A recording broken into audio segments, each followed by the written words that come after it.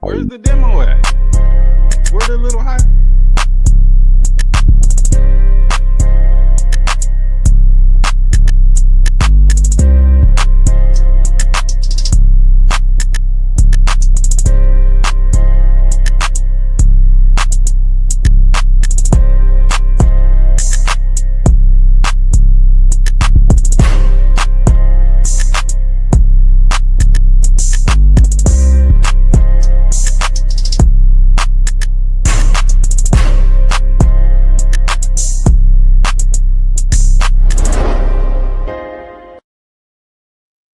Yo, what's good, gang? Hey, you muted because you muted. Shit. Hold on. I don't know how to do that. Am I still? Yeah. Nah, you straight now. I can hear you. Yeah, I don't know how I turned it on accident. I was searching for something on the internet so I could be smart when I'm putting this shit up. Anyway, we were right. I got another microphone again. Hopefully this one's not fucked up. Last week I got a little, I don't know. I woke up and my microphone was broken.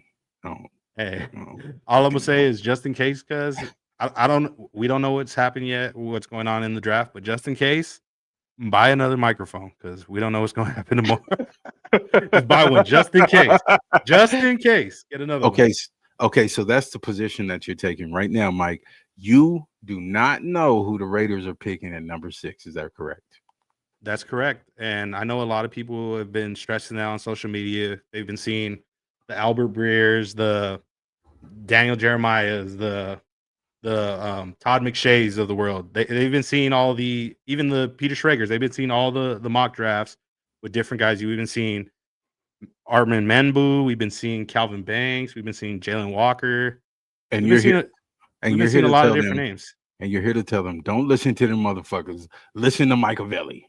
Put your head on the pillow.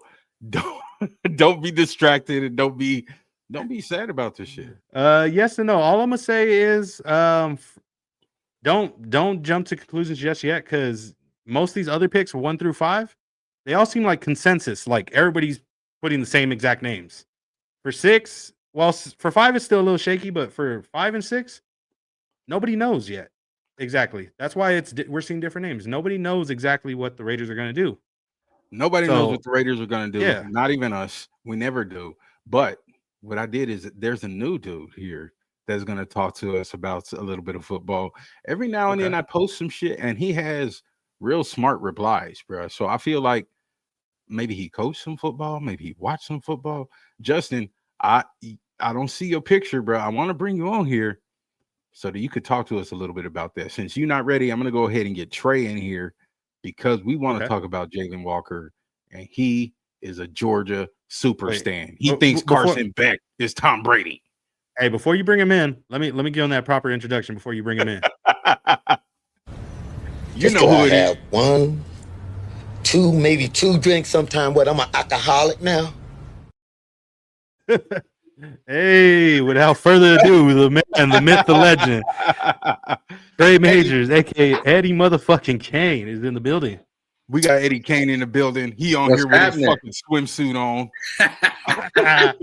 Oh, man. Hey, yo, this, like I told you, this is my designer wife beater. Hold on. Let's stop for a second. Because look, this is where I'm from. There's a certain kind of thing where you say can't hide the money. Somebody got their taxes back that look like a new tattoo. Got a new microphone. Hey, bro, you see that shiny? That shit look like C3PO on a microphone stand, bro. That shit crazy. Hey. He might have got that done at a shop too. That looked like he got it at a place. Hey, yo, I had that gold. My boy got that Guitar Center. Yeah. Hey, this joke came from my job, bro. They had a podcast set up, and I grabbed this joke, and it had the little jump with the do. Oh, they hit the soundboard off that. You need to get that to Mike, because Mike be shooting that motherfucking Harlem Nights bullshit. Hey, good, chill, bro. Hey, just because you like, I know you like that money counter. No, we get money over here. Mike, hey, that's who getting money tonight. Stop. Stop. Hey, we're talking about the NFL draft, bro. We're gonna stay on topic. No, we're not. Yeah. But Lakers in 5, but we're gonna stay on topic. Yeah. Ant-Man. Hey. So hold on, respect the Georgia bias, but look, we just gonna put him right on the spot right there. Look at he's still not ready. Oh, he had messaged me. He's switching computers. You know, he on that. He had a flex on me real quick with the rich shit. Oh, he got it's all good. Multiple computers. Okay. Yeah. Oh, excuse me. Sorry.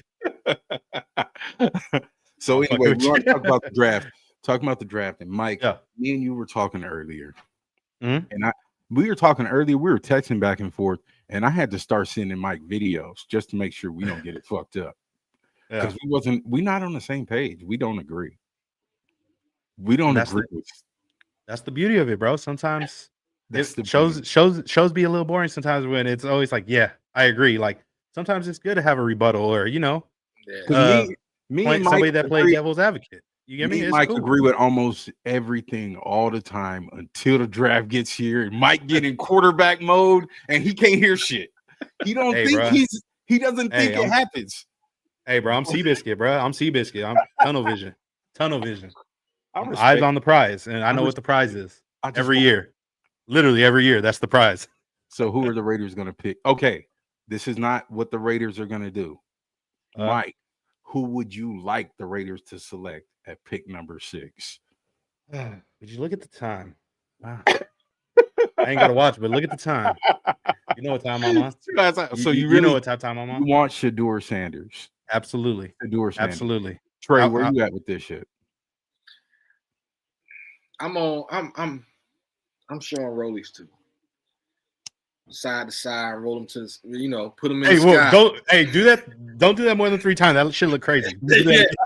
Yo, no homo to the hand gestures. Yeah, no shake weights. No shake weights. No shake weight shit. No homo to the hand.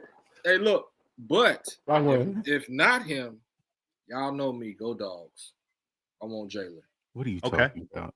Okay, Mike, I'm so glad Mike is here, and I'm glad we talking about Jalen Walker because I've been looking like an asshole all week. I've been trying to steer you in the right direction, bro, and it's like I respect the fuck out of your opinion, Cory, but I was just like, I don't know, bro. It's like I'm trying so hard to get with you. So, Mike, do you have some videos? Show me what you see, nigga? My eyes don't work the same. I don't see it like you see it. I actually do have some clips for you. I got some clips, y'all. I came prepared this week. We came all the way prepared, bro, because I know this is a real possibility at 6. He's a real possibility. I'm not saying he's a lock. It's going to be him, but it's a real possibility. It could be Jalen Walker, and very well, I would be very happy if it happens. So without further ado, here's Jalen Walker. Here's some Jalen Walker clips. And shout out Justin Doloff. I actually seen this video clip off Twitter. Look at this, bro. Hold on. Back us up real quick. Can you do that or no? Yeah. Let me play it back one more time. Where's he him at backer? Okay, backer. 11. Stand 11. Backer. Now I know some people don't like the fact that. Hold on, that's pulling the up shit like that. I do like.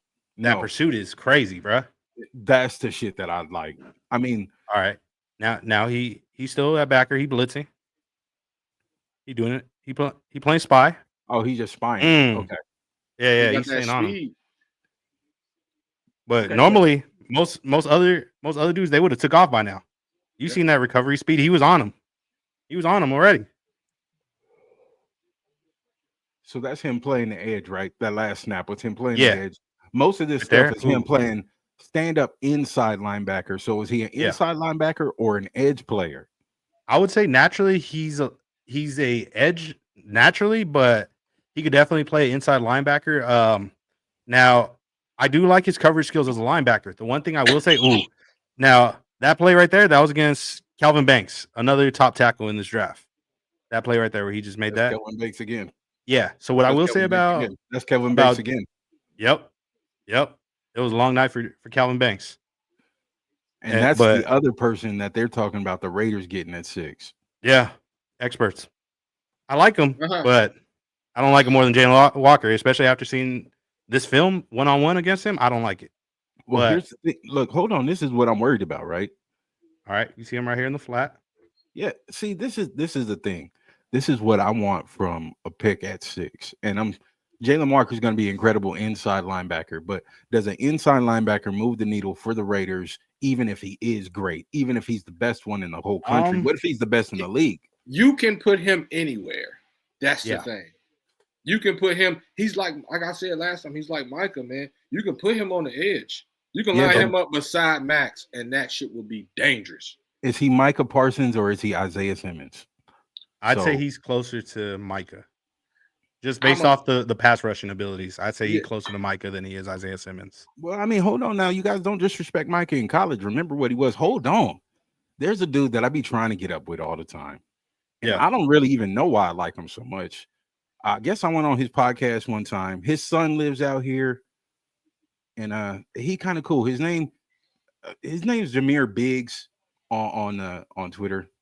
But when I pop his face up, I'm gonna tell you guys before he gets here because he's from the mountains. Caucasus Mountains. So when you hear Jameer Biggs, you assume it's gonna be another nigga on the show. Surprise! What's happening? What's good, bro? Hey, what's going on, bro? I'm not from the mountains. I'm from NorCal. I know you're from NorCal, but there's it's My partner Raider Damas, he's from Montana. No, I'm sitting at the airport. I'm getting ready to fly down to San Diego and then catch a flight to Chicago to go to the draft and report live as the Raiders with the 106 take Armand Membo. That's what you think. That's your number 6. That's what you want. What you think. That's what I want. You want what? You want? Oh, I gotta ask you, why do you want Armand Membo at 6? What is the reason? He's a generationally athletic and talented offensive lineman, and I think he's going to be amazing. Okay. I hear you. I don't know about generational. I think he's a really good tackle. So these tackles, both him and Will Campbell have been getting hyped up as the top 2 guys. But all these experts on NFL Network, ESPN, when they talk about them, say they're really good. They're the top guys this year, but they're not Joel or Fuaga from last year. They're not on that level. I don't think those guys were considered generational. I don't think a lot of people are going to be Joe Alt. Let's just be honest with that. No, he got owned by Christian Wilkins. I hope he's not Joe Alt. No, I've seen some analytics. I'm a data guy. I'm not a film guy, and there's some serious analytics on Membo that shows that he is in the top right quadrant of some charts, and it looks good. He's definitely. It looks like he's definitely the going to have the best career in the NFL among the offensive linemen. See, and this is one of the reasons why I asked him to come on here, because I'm one of these guys that be like, hey, put on a tape. If he don't fuck nobody up, he sucks. Right. Yeah. And that's that's an opinion. That's an opinion type of thing. And when you get people like Biggs that goes on there and their data analytics, all this other stuff, you need both, right? Because when we got Colton Miller, I was not cool with Colton Miller. Matter of fact, nobody fucking was. Nobody liked it. But he was an athletic freak according to all of these data things. And how many years later is Colton Miller still the starting tackle? Now, he might be getting a little bit older and stuff like that, but he might have a point with this athletic shit. Yeah. East Coast Raider just asked the question before you get started. He asked right now, can Membo play left tackle? Because he's a right tackle in college. No, I've seen film of him playing left tackle and absolutely destroying Alabama. So I've only seen maybe like 2 or 3 plays of him playing left tackle, and all those times I've seen him playing left tackle, it was on a jumbo set where he wasn't the only tackle on that left side. So that's why I'm like, I don't know if that's really a fair assessment of saying he can play left tackle. Now, I know everybody uses the example of Tristan Wirfs, obviously because Spytek was a part of that regime that drafted him over in Tampa, where he played one side of the ball, and after he was drafted, they switched him over, and he thrived. He became a 2-time All-Pro over there and stuff. I get it. The only thing I will say is at least Tristan Wirfs had multiple games where he started. He at least had games where it's like at least anywhere from 50 to 60 reps a game starting at that spot. Let me ask another weird question, right? Related, not related. Is Geno Smith left or right-handed? He's right-handed. He's right-handed. Oh, I thought he was like a left-handed quarterback. Then I was gonna say something like the Raiders are super smart pursuing their right tackle and all this shit. Like they had some master plan, but they don't. The other Well, thing I'll maybe they ask did. I don't is what's everybody here's thoughts on Delmar DJ Glaze, our current right tackle. I like him. I think he played very well. He's You know legit. what I'm saying? Not legit, but he's solid. He definitely did in my opinion, he did exceptional. He's one of those guys. He's one of those guys that is going to hit in year 3 or 4, like where he's completely developed. And the one thing about Nimbu too, man, is we don't have to switch airport, man. He's kind of like Colton Miller. He leaves his chest open, and they do like people do get in his chest. And they exploit that. Yeah, he's strong though. He can throw him off. Hold on, real quick. We about to say goodbye to Biggs because Biggs is Green Bay bound.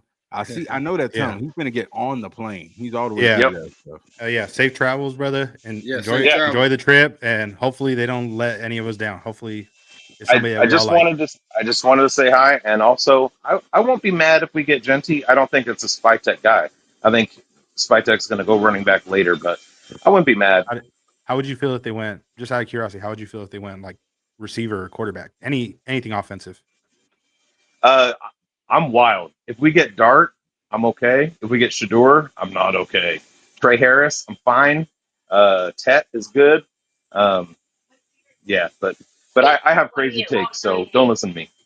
Okay. I appreciate it. I was all in on Dart. I was all in on Dart until we gave Gino the extension, and now I'm just like, let's grab McCord later. That's fine. Okay. I hear you. All right, I'll talk to you guys later. See you later, old man. Thanks. All right, so we still got another dude that's got technical difficulties waiting to get on there. He was on and topped off. I'll wait till he gets back and we'll bring him in too. Yeah, he did. So one thing I will notice that Biggs did say, that he does have some crazy takes. Trey Harris in the first round is a pretty crazy take. I ain't gonna lie to you. That's really crazy. Hold on real quick. Look at this. Oh, we got another guest? Look at this. Hey. Uh-huh. Yeah, you thought I was gonna let you get set up? Oh shit. What's up, boys? Is that a Mongo jersey? Yep. That's a Mongo jersey? Damn. See, this is why. Okay, hold on. So you guys, this is Jimmy. Jimmy is from Twitter. Jimmy is from the Raiders. Jimmy's got a little bit of experience actually working with the organization and with a lot of players. And you guys can't tell right now, but Jimmy used to be a fat fuck. So I like to talk to Jimmy about lineman shit. PHAT. PHAT. He knows a lot about the fat boys. He actually used to be one. So what did you do when you worked for the Raiders? What were you doing? I did a little bit of everything, but business development, but my niche, believe it or not, was licensing. Okay. Yeah. Oh, hell yeah. And licensing, purchasing. So I worked in all the different departments. So, we purchased for equipment, for Raider Image. We worked with New Era. We did, you name it. Anything our label went on to, I was involved with that. So you pretty much putting together like the collaborations and stuff. Were you obsessed with the Raiders before that? Well, I grew up with the organization, so my uncle played for the team. I got to watch film with Al Davis when I was a kid. So man, the fuck are you talking about? So that was one of the Godfather. Totally. So that was one of the cool things when I worked for the team. I used to, the stewards of Mr. Davis's office.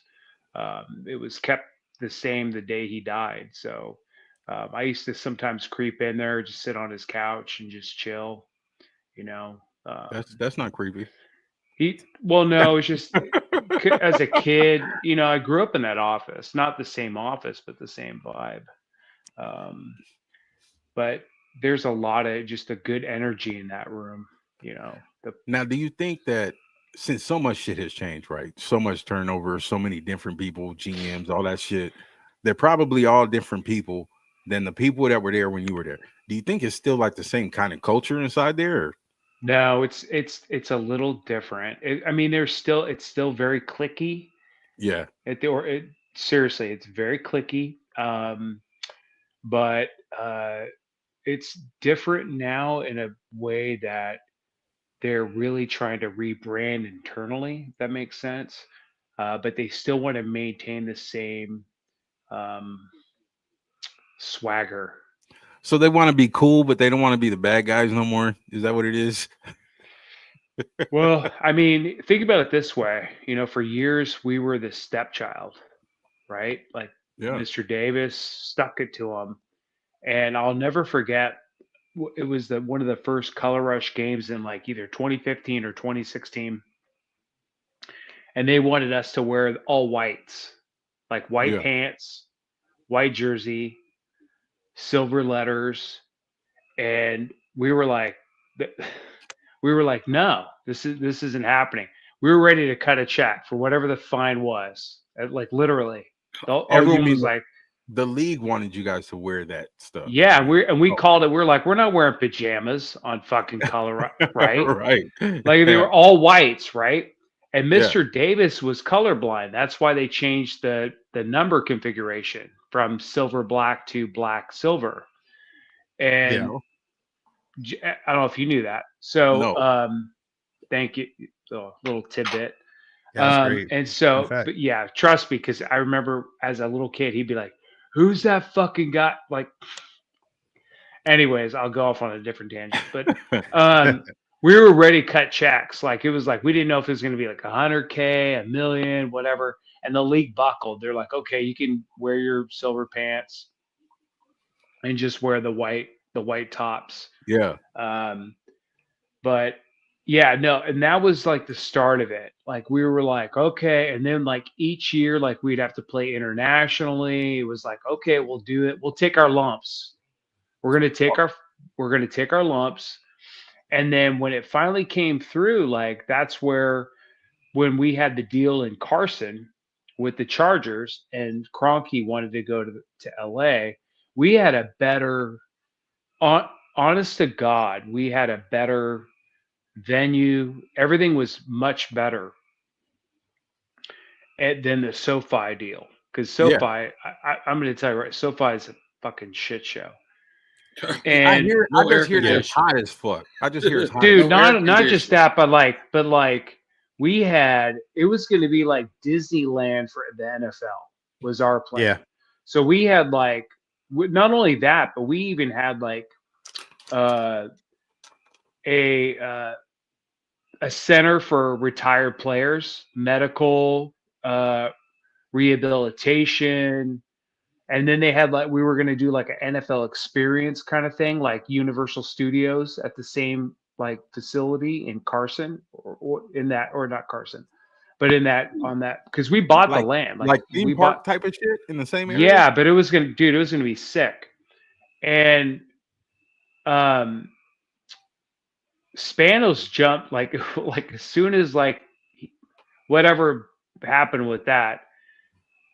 I think because Napoleon Callum, and I'll never forget that too. Napoleon Callum worked in Vegas, and I love yeah, dude, such a great guy. Kaufman. No, Callum. No, McCallum. And he worked for Adelson. And I'll never forget, like Napoleon started coming up, and I was like, I wonder if they're gonna fucking bridge something to Vegas. And then, sure enough, that whole deal like came through, but that was a big FU to the owners, like Bidwell, Kroenke, Spanos, because that's a location that's going to draw ticket members from a lot of different areas, even Colorado. Yeah. So it was like a big, and we already had like 30+% of our season ticket members were already from Southern California. So it was a win-win, to be honest. It was a bit of a closer drive too for us Southern California guys. It was definitely a closer drive. So I'm not. But no, dude. But no, it's been, I still have so many people I know personally in the organization, and it's still, it's dicey there, man. I mean, I'm pissed they got rid of Reggie. Yeah. I'm a big I love Reggie. Reggie and I had lunch all the time, and he learned under Al like me. You got to kick it with all the cool motherfuckers, huh? But that's the thing. Like, that's what I'm trying to say. Like, I love Reggie so much because Reggie was drafted by Al. He was groomed by Al and Ron Wolf. So we had a lot of the same insight. So, like, I'll give you a funny story.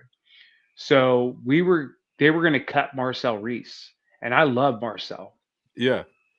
And so I remember I went to Reggie. I was like, dude, we should keep Marcel and just put him at tight end, because we were deep at running back.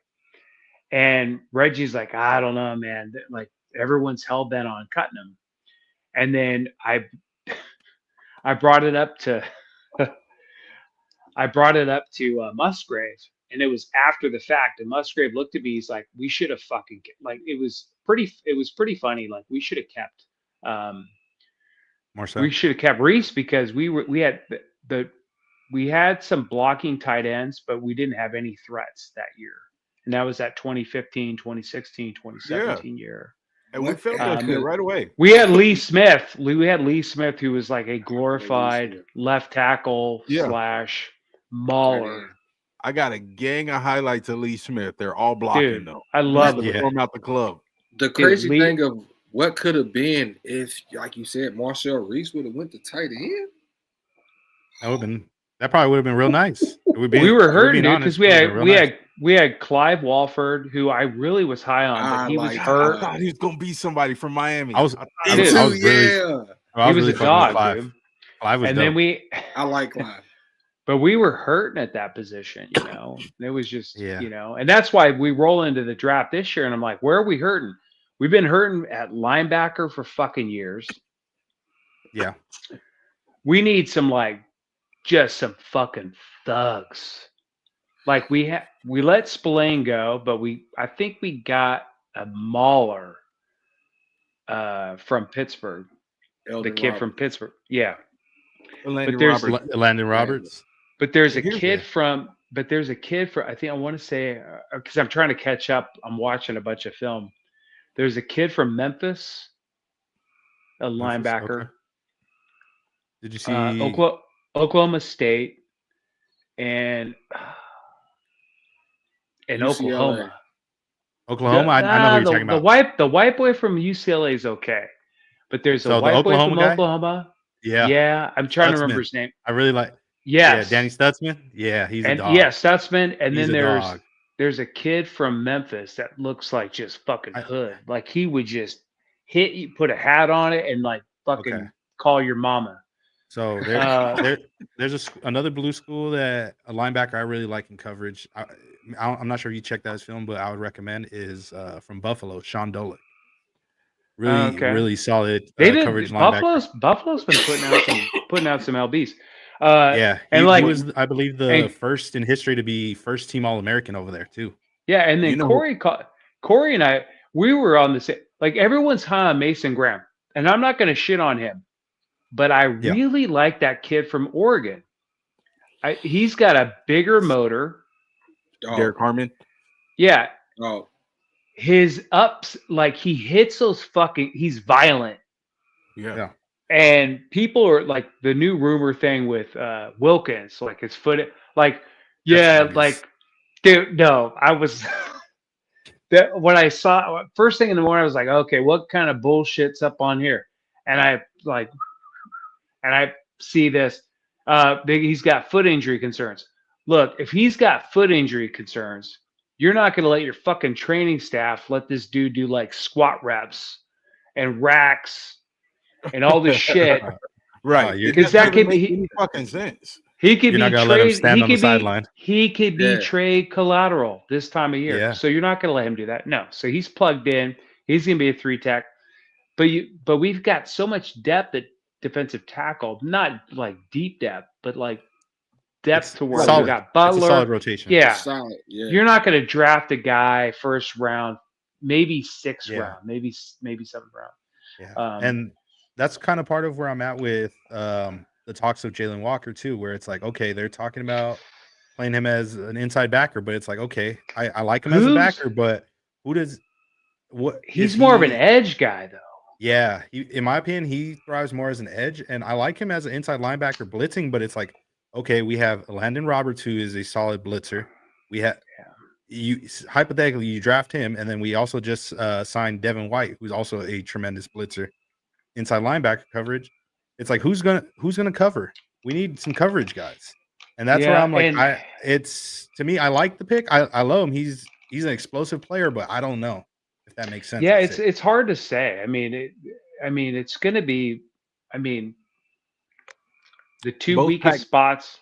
Well, I will say this. You know what I'm saying? Who's going to cover? Both Pat Graham and Pete Carroll are both known for having 913 defensive backs on their roster. And we got big safeties. So when I'm talking about big safeties and the big nickel. Big. Remember Cam Chancellor and Earl Thomas? Exactly. Yeah. So take a look at some of those things. I'm not saying that they're going to copycat the Legion of Boom. That was crazy. That was a really good group. But the philosophy would be the same, because he also tried to do the same thing in New York when Pat Graham was there. You know what I'm saying? Where you're going to have a very strong front four rush, and then you're going to have a really strong back end and an athletic pair of linebackers. So we'll see who this athletic pair is. You know what I mean? Because his linebackers are usually a little bit more athletic, and his DBs are usually a little bit bigger. Yeah, it's backwards from what you think. So yeah, I'll be interested in seeing. And the one thing I loved about Pete Carroll and his even USC days, you have to think about too, was they made you pay if you want to play that fucking dink and dunk shit. Yeah, they made you on pay. Your ass. They made you pay. Like I remember in the early, like 2010s, 2015s, the 49er Seahawk games, and the check downs always went to Vernon, and Vernon would get lit up, like just dude, lit up. And I think there's a highlight of Vernon. I think it's either Cam or Earl. I think it's Cam. Cam was like a fucking missile out there, dude. So I literally, that's why, I mean, the two biggest needs I see are running back and linebacker on this this draft. That's just my take. I hear you. Absolutely. And my I'll just say this, in my opinion, both of those are position groups that I would say there's some really solid depth in the class, where it's like, of course you could get them at the top of the draft, but also you could find some real quality guys the second round, even the third round. You can find some real quality gems, some guys that could start right away in your offense or your defense, some guys that could be that piece that you're missing for your offense and defense, whether it be the Raiders or I'm high on Genty, but my other guy is Martinez out of Miami. I like Davian. He is the other guy. I think he's going to be one of those guys that sneaks in if we don't get him. Who's this Martinez guy? What Martinez? Bro, Damian Martinez. Okay, Miami running back. But look at you guys stop, because I'm going to go right to YouTube right now, and then we're all going to watch it together. Damian Martinez is supposed to be that motherfucker. Look at him. But he is. But a thumper. I think he played better at Oregon State. Not trying to, because Oregon State love. I would say the O-line over there might have been a little better too. The O-line play. But I'm not saying he's like a Marshall Faulk, Edgerrin James kind of guy, but he's got flashes of both like Marshall Faulky, but he's got like, I'm trying to think of let's take a look. Hold on. But Frank Gore, he's got some Frank Gore-ish kind of, he's a two-way back. He's a very good. He's versatile. Maybe like a Charlie Garner. But he's sassy. Now you speaking our language. But he's fucking. I love me some Charlie Garner. I do really too. love me some Charlie Garner. Totally underrated. Sassy as fuck. Like he's got some swag too, and I think with him with you scaring Cory with that word. sassy. you scared away. Oh, Hey, I just want to. I want to know what you think about the linebacker kid from Alabama. Okay, Jihad? hold on real quick. Hold on, you guys Oh, going there- all over the place. I finally found Yeah. Damian Martinez. Here we go. Here Let's we go. watch Cory, just before a you little bit of play, Watch this Cory, kid. can you mute the audio on that? Chill out. Oh, okay. I'm just saying. See that? Look, wow. In case I they got playing it. some music or something, some folks like to play music for it. I don't really know how to use this all the way. Okay, I'm new to He's the a Mac thumper. shit. He is a There we go. fucking. He There is we a go. thumper. There we go.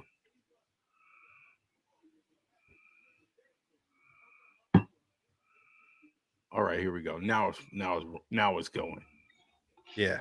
Is it moving full speed on your end? On mine, it's No, a it's little choppy. It's a little choppy. It's all It's a choppy. little choppy. Hold on. It's a little choppy. No, okay, hold on. I'm gonna pause it. Okay. Let it load up a little bit, and then we could get back to it. We can get back to it. Is that what you're supposed to do? Yeah. Well, What is that noise in the background? It sounds like it's a 400-pounder on the mic. What is that? Darth Vader in this bitch? It ain't me. yeah, Ain't me. All right, here we go. Damian Martinez. He's a plugger, man.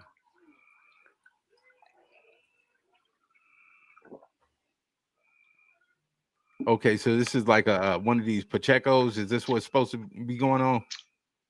He's a dual threat. All right, I want to see some threats. he saw it in the passing game and in the running game. I expect him to get the ball. They up 30. Oh, goddamn. Oh, they don't want none. He done warmed down already, Rib. huh? Rib. Oh, their morale was already shot by that point. Look right here. They didn't nobody want one. Okay. So let's see. I want to see more.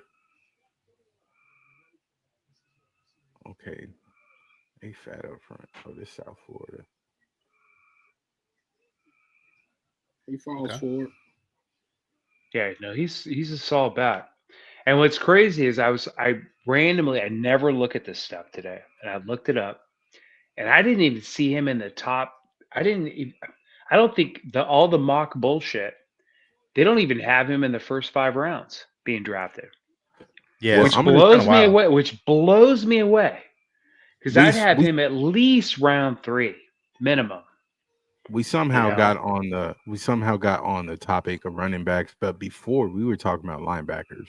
Yes. Yeah. And I found our answer at linebacker. Mm. Oh yeah. Okay, I did. What's his name? Hold on, I'm waiting till it loads back up. I was about to say because that video wasn't linebacker. I like that D tackle, but I don't know. That wasn't no linebacker. This is the answer at linebacker. When you get this big 340-pound motherfucker right here occupying all the blockers, I don't care what kind of linebacker you are. If you can run fast, you're going to get 100 tackles. Look at this. Okay. Look how clean all the linebackers are every play. Yeah. And then look how athletic this. Look at this shit right here. Double team split it. Fuck you, ho. Stuff. That's what? Look at the athleticism. You see that shit? You see him get all the way out there? This like Jamari. is your answer at linebacker. So this is what happens. I don't believe in necessarily us getting an inside linebacker in the first round. I do believe in us getting a 6'1", 340-pound athletic fucking freak that allows any linebacker to go to the Pro Bowl. Why the fuck would you not do that? And you can do something like this, and you don't have to do it in the first round. You don't even have to do it in the second round, maybe.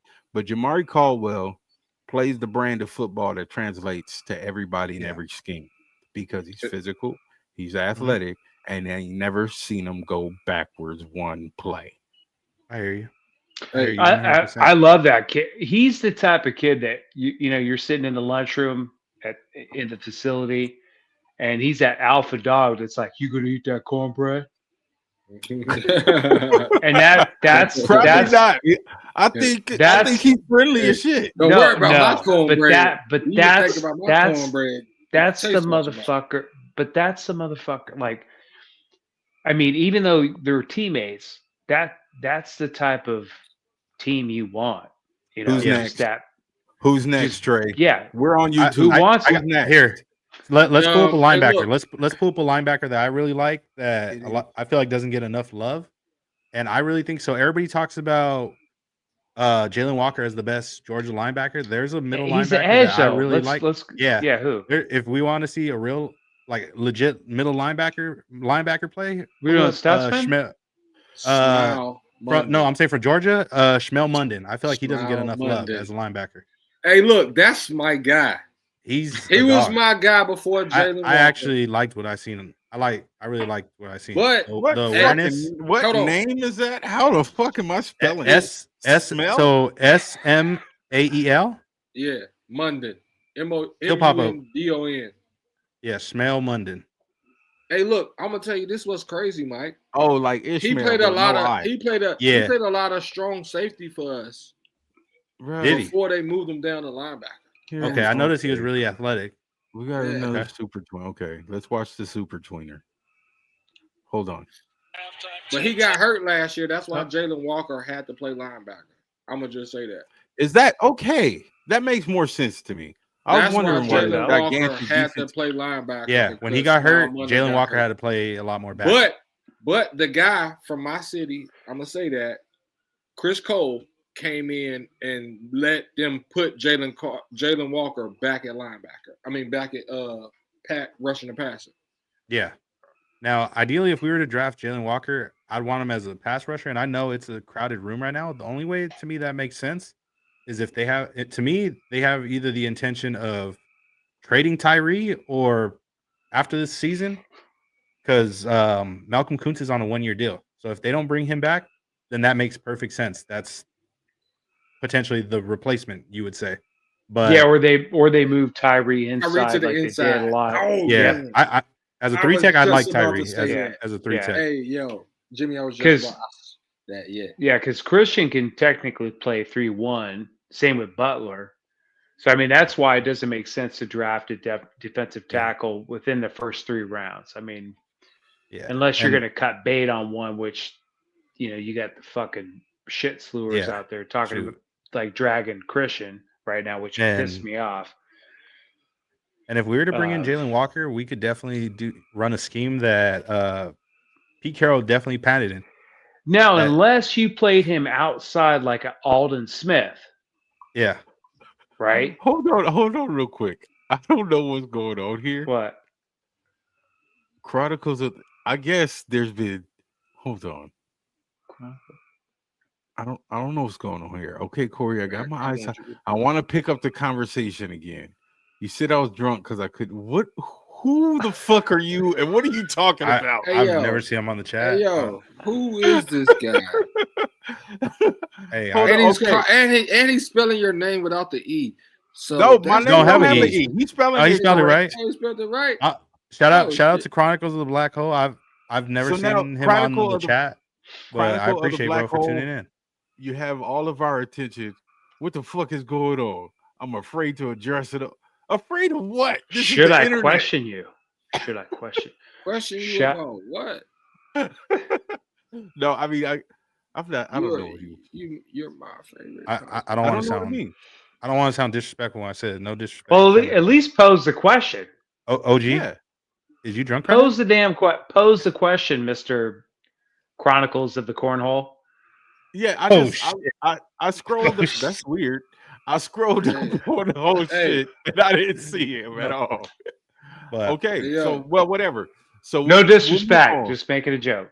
No disrespect. So we'll move on to something else. So anyway, everybody wants Ashton Genty to be on the.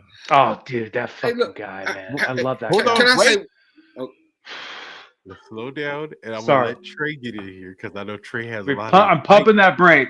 I'm pumping that brake. Trey, go ahead, Trey. Go ahead, the brake. Only thing I want to say about this situation, bro, because I get so tired of hearing people say Ashton. Look, this guy has like he's great. He's great. But is he great for us at that pick? Not to mention his usage. Not to mention how much he was used Because soon as if he comes into Raider Nation, you think he got a lot of miles? Is that what yes, you're he saying? does. Yes, he does. That was all they had at Boise State. So if he comes in and he gets hurt, what is Raider Nation gonna do?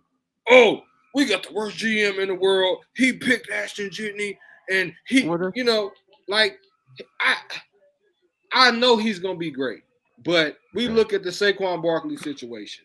Yes. Saquon Barkley got drafted in New York. Yes. When they were not good. Yeah. And then he goes to a team in Philly. He had a half a hamstring, though. He had a half a hamstring for a long time. Yeah. And then you go to a team in Philly that has one of the best O-lines where you're not getting touched by even linebackers.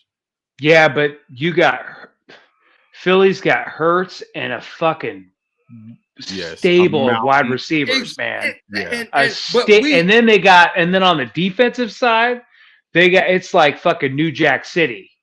Like Go Dogs. Nino Brown's fucking putting a fucking pistol to everyone's head on every tackle. Yeah. His name is Jalen Carter. Dude, that fucking Philly team, dude. Like there's so many dude, of them. That fucking oh my God. I feel like a team like that, they're capable of picking up a guy like that because it's like they're a piece away. Yeah. They're a piece away where they're a running back away. Dude, we're a few pieces on offense where I love Brock Bowers. He's a fucking weapon, and I really love Jacoby Myers too. Here's the thing about we need another besides the running game, we need another guy to also be able to complement them and to really open shit up for the offense. There's too many running backs in this draft. Brock Bowers kills all of these arguments, though. This is the thing, right? So even though I agree with you guys, Brock Bowers kills those arguments because you wouldn't get a running back at 6. You need somebody just like you wouldn't get a tight end at 13. It didn't make sense to get Brock when we got him, but this motherfucker is right. I mean, everybody watched him play football. Everybody saw what happened, and it's ridiculous. Imagine if Genty had that type of impact on our offense. Yeah. He needs a line to do it. Now, I know a lot of people have seen me on Twitter saying I'm against the pick due to the value. I've not once ever said that he's trash. I think he's a really good running back. I'm just saying on like draft capital value, I feel like I don't know if it makes sense just because let's say there's another player that you like that their position isn't as high value, like example, Tedero and McMillan, a receiver. You may not like the positional value of what's going to remain in the second or third. Yeah, round. But at 6, you're going to take him you're going to take that guy over at 6 over Genty if he's there. In my opinion, honestly, I would just because I feel confident thinking that at least one of the 2 Ohio State guys will be there at the top of the second round. I'm not. I could get my RB1 there. I'm not taking but I'm not high on the Ohio State guys. Okay. I know that's why I like may not be. I know. I mean I like him, but I like Martinez more than the other 2 Ohio State guys. All pieces. So I actually have a screenshot from some stats comparing one of the Ohio State guys' season to Ashton Genty's from this previous year. I'm gonna pull that up real quick. So based on that, let me remove that comment real quick, Cory. Oh, nice. So Travion Henderson off 144 rushing attempts. So keep in mind he's splitting the backfield with Quinshon Judkins. Off 144 attempts, he has just over 1,000 yards and 10 touchdowns. Ashton Genty with just basically about 375 rush attempts, 374. He's at basically 2,600 yards, 29 touchdowns. So keep in mind that's a little bit more. I understand the attempts. It's a little bit more than double the attempts. Oh no, I see it. I put up the yardage, so that's all I'm saying. Like a guy, in my opinion, a guy like either Henderson or Judkins, in my honest opinion, that's somebody that if you gave him the same amount of reps, let's say, I'm not sure exactly what the average is. I think it was about like 27 or 28 carries a game for Ashton Genty. If you were to give that to a Quinshon Judkins or a Travion Henderson, I think you would get the same type of production. Who knows? Maybe even better. I like those guys. I'm just saying, like for running back. So I mean, if Genty's there at 6 and that's our option, I mean, he's a hell of a pickup. I mean, the guys. I mean, I get you. Whoever lands him, I just. Yeah, if Genty's there at 6, if Genty's there at 6, You still got the corner from Michigan. You still got Jahdae Barron. You still got the Golden Kid from Texas. Yeah. You still got a lot of more people that can. There's a lot of. There's only 2 people I take over Genty at 6 if they're there. Okay, Hunter. Who is that? Hunter. Okay. That's number 1. Okay. And people are going to freak out over this, and I don't think he's going to be there at 6. Shador. Really? Why would anybody freak out about that? I wouldn't freak out about that. I think Cam and Shador go 1 and 2. I don't know who. Really? I personally think the Titans take Shador first. Cam goes to Cleveland. People have Titans going Cam. Anything can happen. Anything can happen. It's possible, right? I mean, but in your opinion, if he were to fall, though, hypothetically, if he were to fall, do you see us taking him? Like, do you see it as like a kind of like Shador? Time out, guys. Yeah, because let's keep in mind the last couple of years we've been in the hunt where it's like we need a franchise QB, and we've been hoping for that young franchise. I mean, guy Gino, I like Gino. All right, here's this. Cory, man, go ahead. No. I said timeout, and you guys trying to act like you don't fucking hear me, and you do hear me. So I turned the fucking mics off because I hate to do this, but I fall for it every time. Who are you, bruh? And why do we need to care who the fuck you are? Obviously, I can tell by your thing that you're at least 60-something, 70-something. Jimmy is old, and I know Jimmy is in shape. He will fuck you up. I want to do it myself. Just off. I'm almost for sure he's a girl. I'm almost for sure this is a girl. Anyway, I'll leave this stuff alone. But I don't know who you are and who, bruh. I pay money to see Jimmy put you in the dirt in an Oklahoma drill. I ain't gonna lie to you. I'd pay money to see that. That's it. I'd pay money to see Jimmy put you in the dirt in an Oklahoma drill. That's what it is. Boom. It's settled. Chronicles called Jimmy a bitch. And Jimmy, what the fuck? He let him know, man. He let him know. Oh yeah. Hey, I feel you. Put the line in the dirt. You put the line in the dirt. Oh yeah. Light it up. So Jimmy, that's how we're gonna settle it. Chronicles. You calling people bitches, you saying people are weak. Run an Oklahoma drill with Jimmy 3 Tech. And watch him shatter your shit. I know you got scoliosis. Watch him shatter your shit. And I bet you can't out joke me. I fry you. No, we know he's not gonna. He's old. I know that. I fry him. But he's the one calling Jimmy. Jimmy having microphone problems, I think. But I want him to go ahead and get a hold of it. Jimmy just stood on business on him. Yeah, he did. He showed his leg muscles and shit. He stood up. He ready to go. He got his hat on backwards. You ready to get fucked up, Chronicles? He said, "Bro, I don't even got to dip my shoulder on you. I'm just straight legs. I'm just taking you out. Straight legs." I don't know what that is. When somebody stand up and start showing you their thigh muscles, he letting you know, like that's power, bro. Hold on. He coming all that speed. That's a freight train coming at you, bro. That's what he's saying. We know what that is. We watched the Kevin Hart. When somebody say this, that means he finna kick the shit out of you. He showed him. There he is. I'm gonna bring him back up right now. Yeah, I think he had to switch. He had to switch. No, dude, I hit the wrong button. But you talk about Chronicles of the Brown Hole. That motherfucker. I mean, I'll straight up. Anytime he wants to meet up, I'll fucking own that bitch. Oh damn. Jimmy feeling good. I'm always feeling good. Hey, yo, you know, it's always fun and games until you want to line up and talk shit. And then it's like, oh, well, you know, I got a pulled hamstring. I got to stretch out. No, motherfucker. Let's fucking straight up. Let's fucking bulldoze. Let's fucking go. Hold on, time out. You want to be a hero? You want to be a hero? Let's go. This is why I like. Hey, yo, pause. That's right, Dre. Pause. Hey, yo. He said, anytime you want to fucking go, I'll straight up own that bitch. Hey, look. Hey, yo. Can I? I just want to say this right. You're weak. Quick, before my birthday, bro, this shit was huge. This is the best show right here, bro. This is the best. Yeah.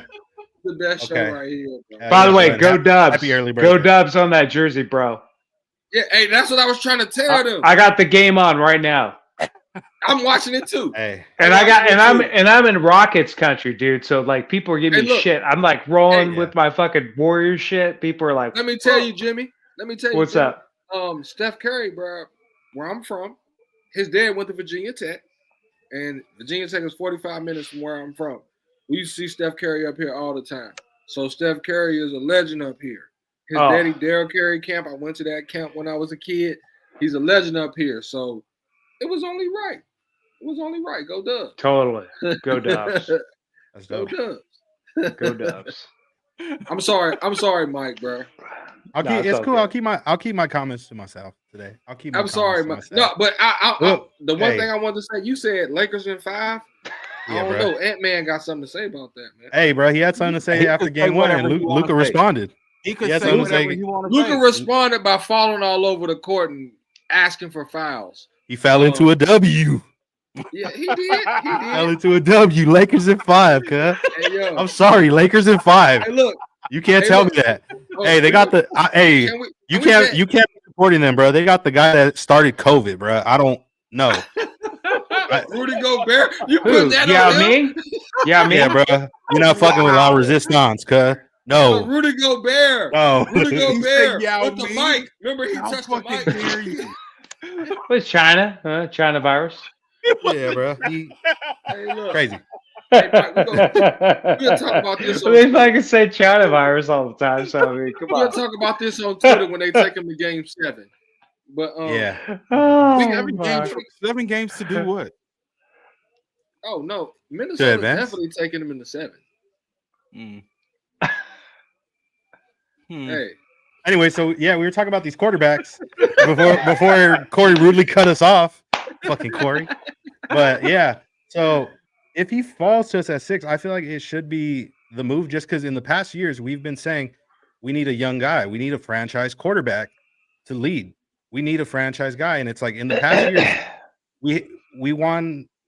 I wouldn't say a lot of games, but enough games to keep us out of position to get one of those guys where we would have to trade up, and unfortunately, either our regime may not have been bold enough to trade up, or it was too expensive, or the team just didn't want to trade up. Don't get me started on that.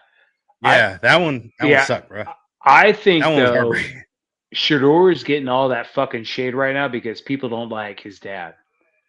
That's 99.9%.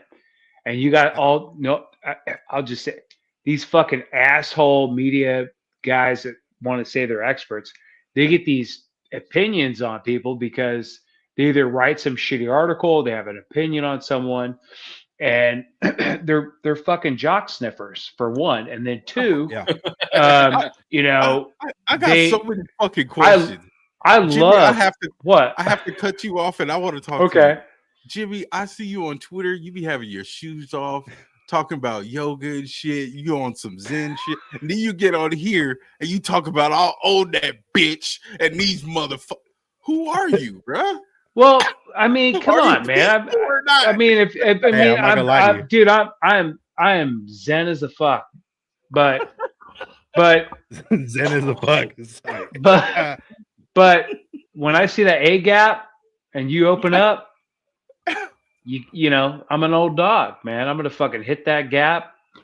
You said a lot of plausible things in this show, but we're just gonna let you have it, just because. Thank you, I appreciate that. But no, man. I mean, like, I don't even know that guy, and he called me weak. I was like, wow, man. Like we never lifted together, we never eat together. You know, I mean, come on. Look at his fucking eyebrows. Jimmy is mad about this shit for real. You question this motherfucker's manhood when you called him weak. He's ready to crazy shit happens though. You guys see it on the timeline. It happens to all you guys too, where it's like you could just voice your opinion on something, and just because somebody doesn't disagree, you're a moron, you're a fucking idiot. This and that. It's like, whoa, like where did that come from, bro? Like, well, I mean, I got this nobody. I get nothing to you. It's like I mean, like I could totally I'll totally respect an opinion, but when you got some thimble dick coming out of nowhere, whoa, he's what thimble dick? Totally, it's crazy. Some of these words I've heard from my high school. I'm not like this is shocking to me. I ain't gonna lie. I ain't gonna lie. You gave me Bill Burr vibes from the time you came on, and I've been loving this shit the whole time, bro. Hold on. We got anytime you want to fucking play games. Oh, we got fucking Senior Citizen Fight Club. Yeah, he said you don't want this smoke. Yeah, Jimmy. No. I don't bring smoke. I don't bring fucking smoke. I bring muscle. He brings fucking muscle. I got $100 on Jimmy 3-Tech. Fuck you. Hey, we gotta be there to like commentate this shit. Son. We'll make it fair. What's that? What's that? A turtleneck? A cum beard turtleneck on your fucking avatar? What is that? What is that? Hold on. That's a Game of Thrones character with a Raiders hat. Oh yeah. So we got an anonymous kind of guy. Yeah, that's what that is, man. You know, like I've met military guys, and it's like they want to be like, hey, I wouldn't walk into a firefight with like a Navy SEAL, but a Navy SEAL isn't gonna want to fucking come into like an Oklahoma drill, right? Yeah, but what if Chronicles said, "Hey, you talk tough, but you a bitch." Hey yo, what the? Hey yo, your mama said different, man. Hey yo, it's crazy. Your mama Chronicles. Yeah, your mama. Hey, you've been doing this since 74 Chronicles. I know your mama dead. I've been doing it since 74 too. Like this. He really got smoked with you. And your mama gave me your fucking your snacks too afterwards. We're all replying. He keeps coming back at you. And your Capri Suns. This not the Capri Suns, dog. When you woke up in the morning, where are my Capri Suns? Oh. But hold on, Jimmy. He said he been doing this since 1974, and he gonna take his military training, bro. Look at this. Hold on. He gonna take his military training and his Rams tryout. Ooh, Rams tryout. That's tried out for the Rams. 3 holes. Oh, nice. Yeah. You mean the Lambs? Yeah. And he called you a bitch. I know you talked about. I'm cool with that. Jimmy ain't shit. No, I know I'm not shit. I'm muscle. We gonna have to all go to a game in Vegas, and we're gonna find a park or something. We're gonna find a park, and we're gonna set this up. We gotta find out who the fuck Chronicle of the Black Hole is, and we're gonna have to get this. This has to be settled, old school testosterone way. This has to be physical. Somebody is gonna get fucked up. Probably both. And you got to record him walking up because those knees will be fucking. Wow. God damn. Those fucking knees will be like, oh. You at the end. Oh shit.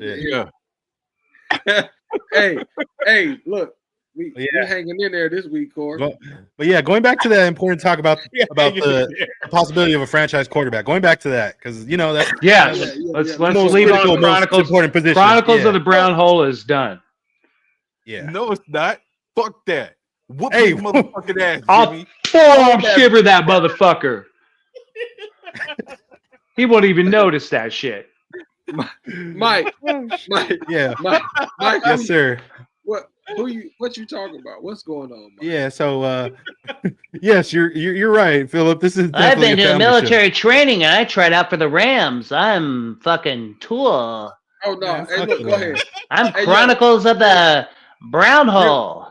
Give him the work, Jimmy. Give him the work, Jimmy. Go ahead and give him the work. Yeah, no. Fuck that motherfucker. No. Give it to him, Jimmy. Let's call Jimmy. I'll give it. You know what? If that motherfucker wants to show up for like a spot up anywhere, man, fucking sign that fucking release. You know he's serious. Sign it. When have you ever heard somebody say every letter in motherfucker? Sign it. Sign it off. Kiss that. Kiss your kids. Kiss your babies.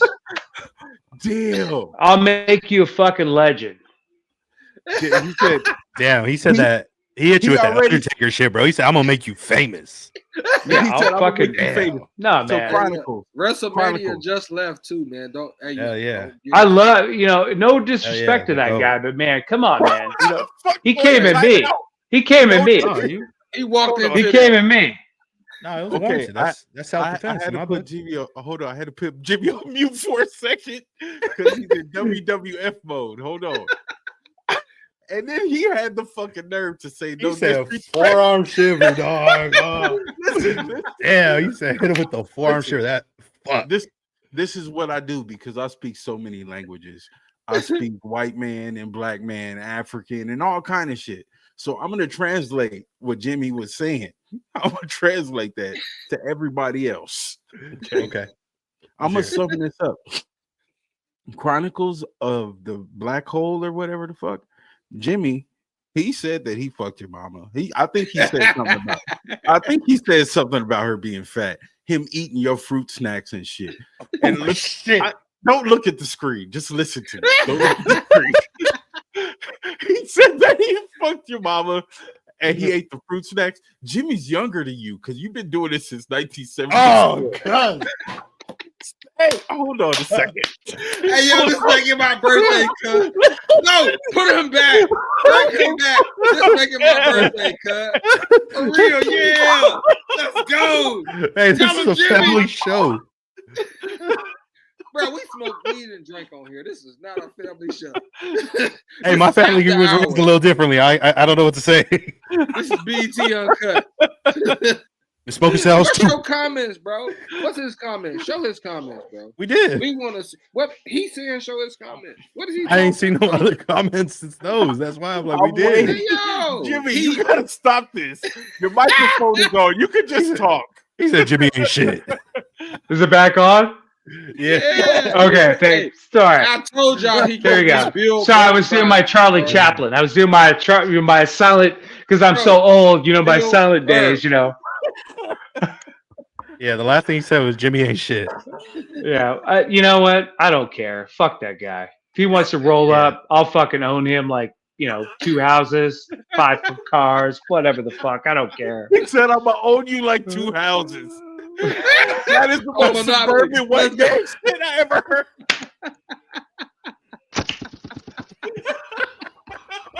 What the fuck? Hey yo, He said, hey, I don't know if that was gunshots or a money counter, but hey yo, send the money. Oh shit, dude. Whatever, money man. counter, You Mike. you can't. I lasted longer with your mama than 30 seconds. So come on, man. Shit. I ain't playing. Hell. I ain't playing. I last you 30 seconds. Ooh. Your mama. Ooh, your mama likes it. Ooh. Okay, hold on, Jimmy. What's up? Now, this is what we'll do. Just for 1 second, context.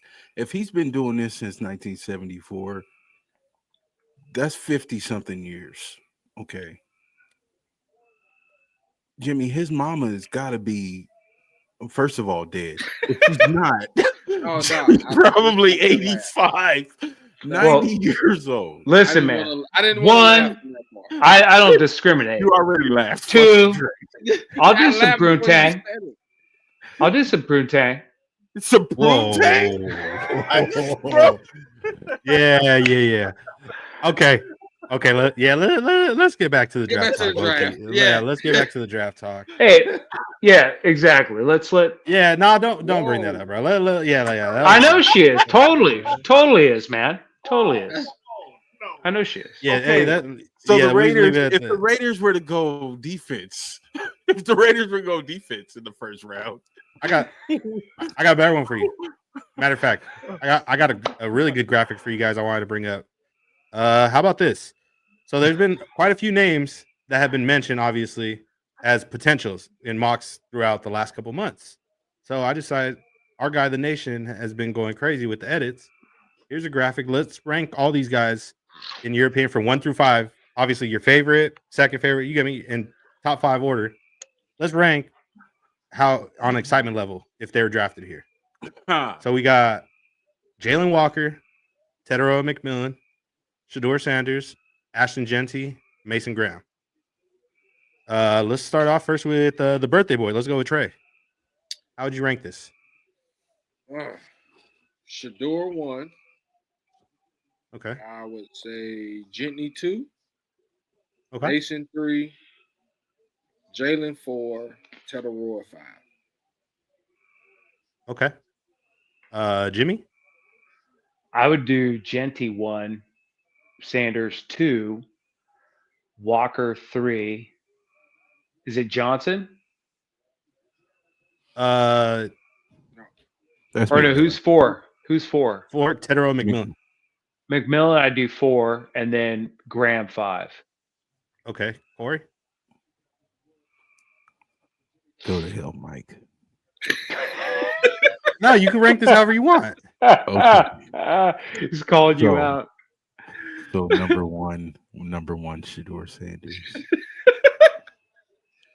Number 2. Say it with chest. Number Dude, 2. MAGA Raider Nation would go shit fucking crazy if we got Number 1, Shador Sanders. Number 2, Ashton Genty. Wait, who was number 1? He said number Sanders. 1, Shador Sanders. Number 2, Ashton Genty. Okay. He's gonna go Number Graham 3. Number 3, give me Big Island. Big Island in number 3. Number 4, Jalen Walker. Okay. And number 5? I'm not picking this motherfucker ever. No. Okay. Okay. So no, I don't want him to be on the team. He's not. Gotcha. Man, Mr. Patty Cake shouldn't be on anything. I don't have any idea why he's right there. He's the second best defensive tackle on his own team. He's probably the 4th best defensive tackle that's going to be drafted in the first round. Okay. I'll go from 5 to 1. So at 5, you got Mason Graham. At 4, I'll say Jalen Walker. 3 would be Ashton Genty. 2 for me would be T-Mac, and number 1 would be Shador. That would be my list on level of excitement between those 5 guys if we were to draft them. Ladies and gentlemen, Mike Mayock.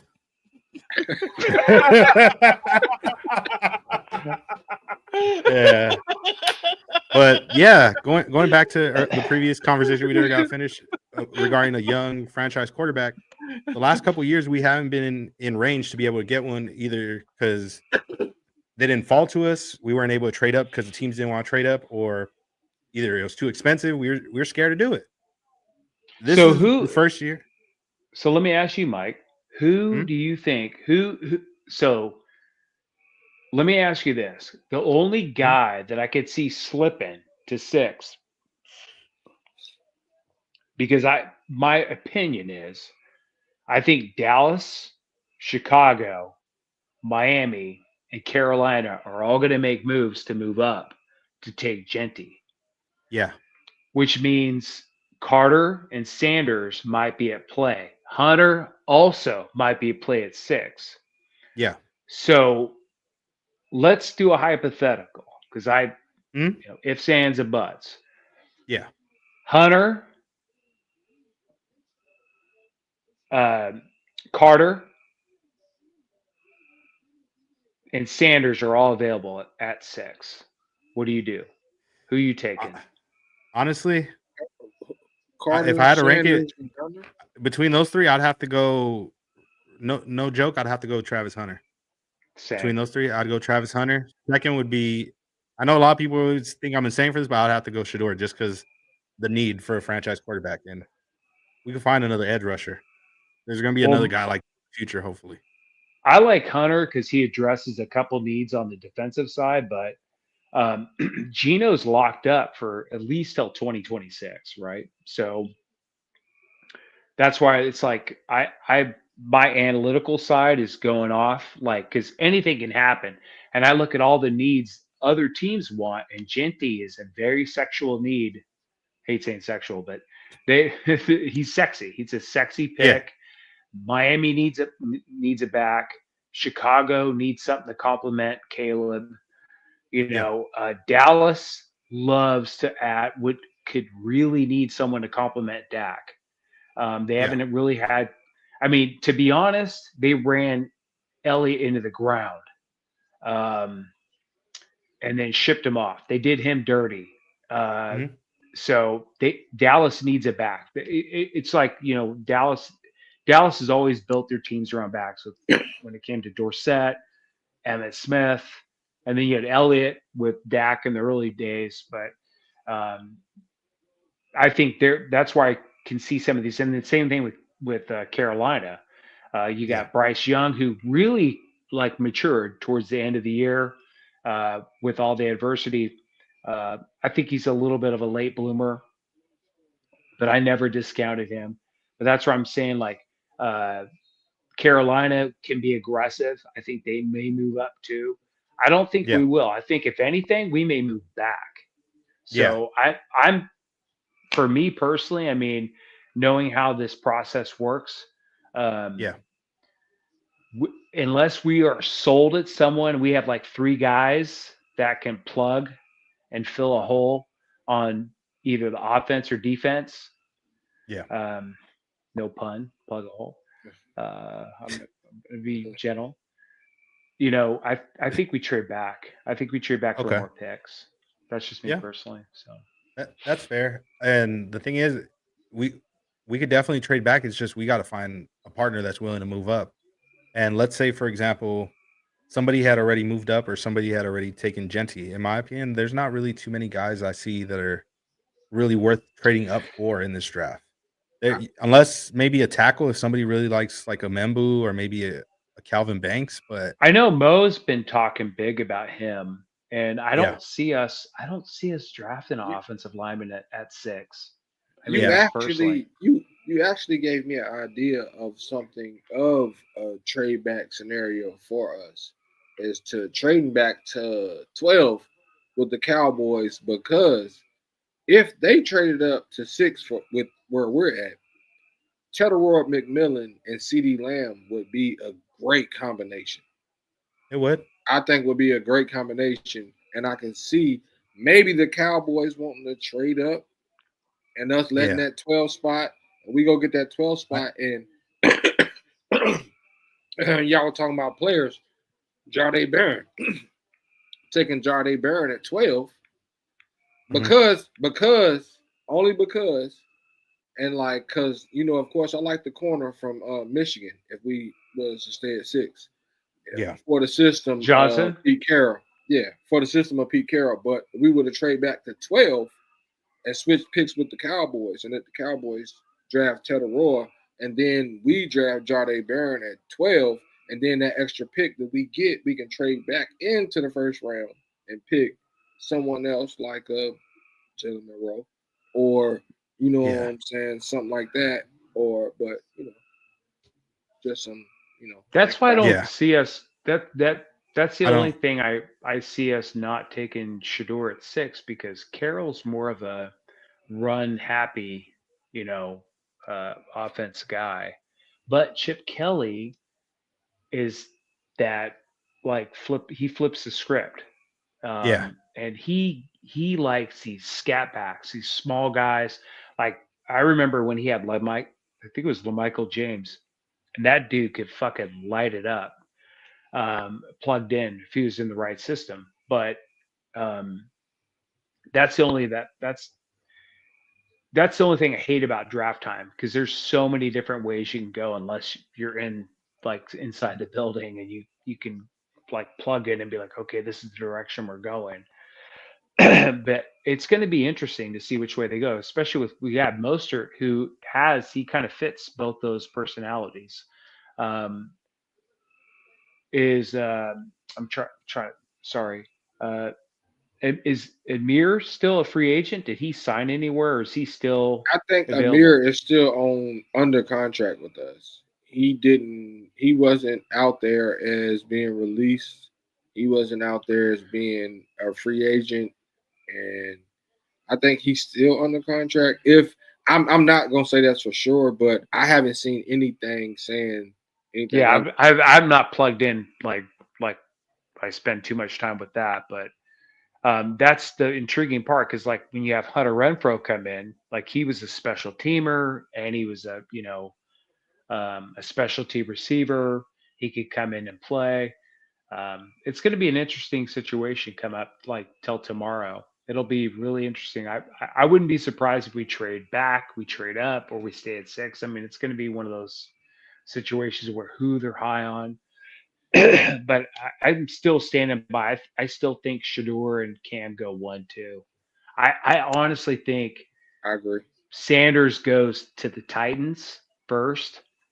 That'll be that will fuck the whole draft up. I think he goes to the Titans first, and Cam goes to Cleveland second. I think that's where I'm sticking. It's just a gut feeling I have that I've just that will fuck the whole draft. And excuse my language, but no, you're good. That will fuck the whole draft up because that's just like from every report and every media thing, like from them even saying that they sent the media people to Cam's workout just so they could have a mock-up ready for his number 1 pick at the draft. And then, but they said the same thing for Travis Hunter for Cleveland. So we don't know anything. But if that happens, I think that's going to it's lion season. I mean, it's just something that where I look at the like overall needs and like what families want. Like, I don't think, because remember, like maybe a few months back, they were spinning that, Dion's camp didn't want Shador to go to like a team that was, in disarray or had like all this dysfunction. And I don't think Cleveland's dysfunctional. I just think they've made a few bad decisions, especially with like Deshaun, right? And I think Cleveland really needs to think about what they're going to do as far as, addressing that need in the next 2 years. Because if you look at Mike and I've talked about this, they're in some purgatory with their cap. I really got a bad, not a bad, but I really think people have really counted Deshaun out a little too early. I really think it's gonna be like almost like because he was up here so high, so people put him down so low. Didn't he get married? Did he get married this offseason? Yeah, but he's really been showing on his Instagram and Twitter and all that, like, I'm working to prove a point. And someone, like, he might get traded or anything like that. But I think he's going to hit that, like, that Geno, like how Geno's doing right now. He's going to hit that, like, where he gets back to where he was, where we were putting him, like, 3 behind Patrick Mahomes and the rest of the others, a couple years ago. Okay, so he gets traded. So think about that. So, like, and I've thought about that. So what if, because Mike, you good? Your mic on? What if Cleveland traded? So they drafted. You can't hear you, Mike. They drafted Cam Shador, and then they traded Deshaun to the Giants for their 3, or they did some sort of flip. Whew. Wow. Because let's think about that. Because Daboll's ass and that GM, is it shown? Yeah. This is their year. Like, they have to pull it and prove it this year. They fucked up a lot in the last 3 years. So they could, like, the Giants and Cleveland could do like a flip too. You can't hear you, honestly.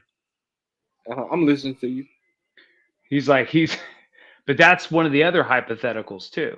Hey, yo, you might have just gave the we might go viral after this, because you might have just gave something, because if they do make that trade where Deshaun, and then you make it a competition between Russ and Deshaun for the starting quarterback, and then Cleveland can still take Shador.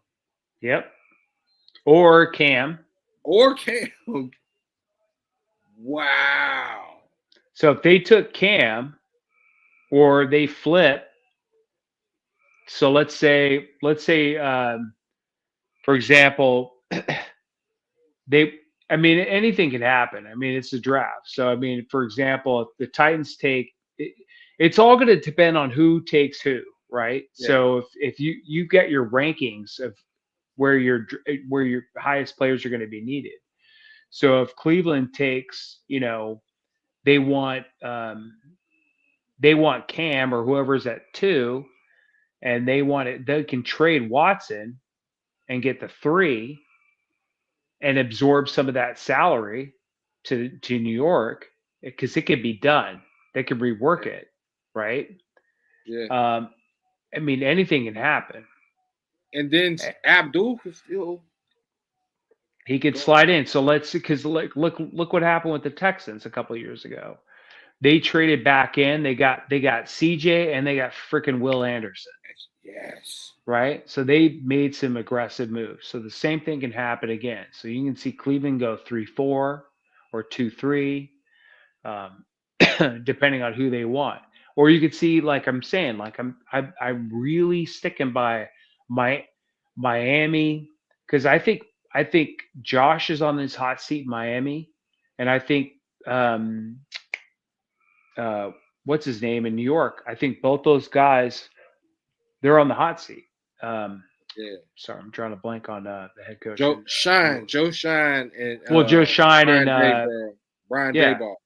Dayball. So I was just set up like 10 minutes prior. Must be my CTE. But you got Miami, and then you have the Giants that I think that are really going to be aggressive this year.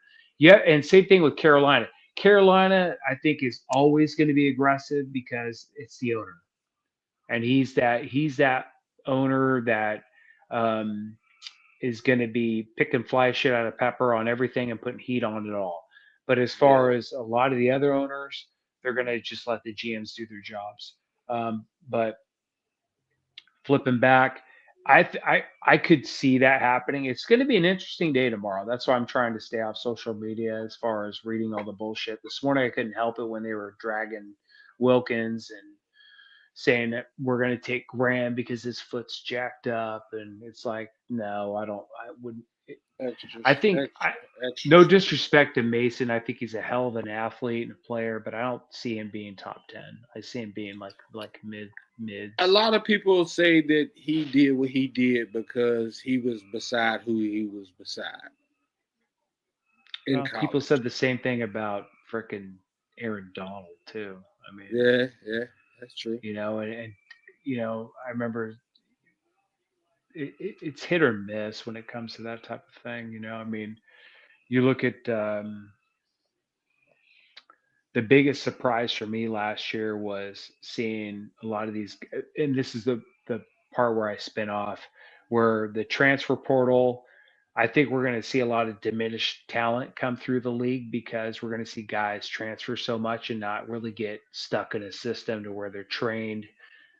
I should say trained, but just really coached up and brought up, where if guys are just chasing their NIL money and they're just bouncing around, it's going to diminish the talent pool. That's my only fear with this whole thing. And I really hope that guys, when they sign up with the school, they stick it out at least for a couple of years. And do that. Cam's one of those exceptions where he was at I think Indiana, Washington State, and then Miami, and the kid thrived. Minus injury, he did very well.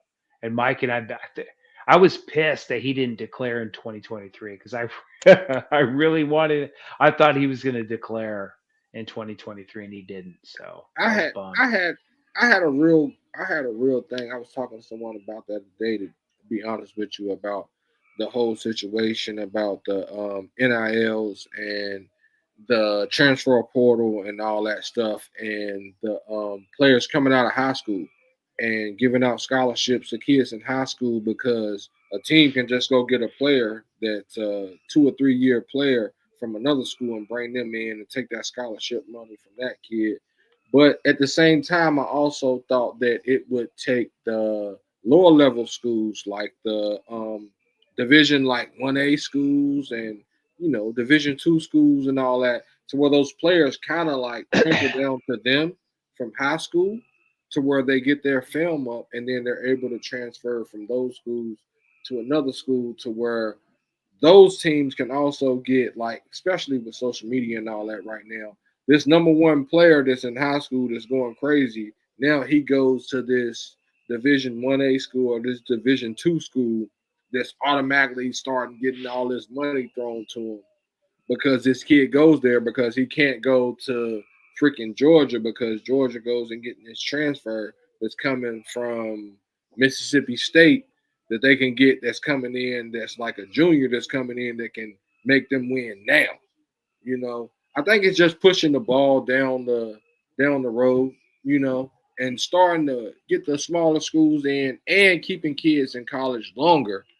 So, I mean, there's pros and cons to everything, but you know, it's just a little bit of a different way to look at it. Yeah, As I think far as, I see that. I think that when kids, in my opinion, I think if kids sign NIL deals with schools, it should be like a minimum, like a 2-year minimum. yeah, It keeps them locked in. It keeps keeps. I hate saying organization. It keeps the program solid. That way they can recruit better because it's like now it's just year to year. And, it's like free agency every year for these kids. With that's the difference with the NIL deals. They can go like it's like imagine that with the NFL. It'd be like year to year. You imagine that? mm-hmm, So like we sign a guy, it's just 1 year. That's it. And we could sign a 10-year deal for $100 million, but he could flip the script year two. yeah. I want That's to what. test the That's waters. why I they're want to starting to transfer put out. GMs. That's why they're Yeah, starting putting GMs in college to where it's like it's that's it's about to stop crazy. happening. It's crazy, and that's where I'm like, and that's where I want to say like, you really start to lose. The kids are going to lose focus on the fundamentals of the sport, the program, getting really trained for the NFL. They're conditioned for money. And then who's Yeah. pushing it? Agents, promoters, all the people that are making money off these guys. Because they don't give a shit. They're Yeah, just gonna keep recruiting. They're and harvesting, right? I will say You're short term. You're not long term. You're not a long term investment, right? I say it perfectly from because I'm from a small town in Virginia. Like I get it, Virginia Tech 45 minutes from here, but Roanoke, Virginia, you've never heard of this unless you've heard of JJ Reddick. JJ Reddick's from here. You've Yeah. heard of Lee Suggs. Lee Suggs is from here. A plugger. Yeah, you've heard of Hell of a plugger, dude. Troy Daniels. You've heard of Troy Daniels, who's from here. You know, because he hit the game winner in the Houston game. But that's it. Like, and you don't get people coming here that. Well, I mean, but Virginia Tech, though, the first two names that pop up for Marcus and Mike Vick. Yeah, and they're in the Tidewater area, which right. is But still, I still think of Marcus and dude, like, imagine do you think they would still have the same success they did had they just bounced around? No. I mean, and I'll tell you a crazy story. They had pretty much an all-star game for Virginia, and the number one person there was Ronald Carey, who played wide receiver for the Raiders, right? Yeah. He was the number one quarterback there. I mean, the high school that I grew up right around the corner from me played Ronald Carey in the state championship, and he made them look like fools. And they went to the All-Star game, and when he went to the All-Star game, the people were like, "Who is this Mike Vick guy?"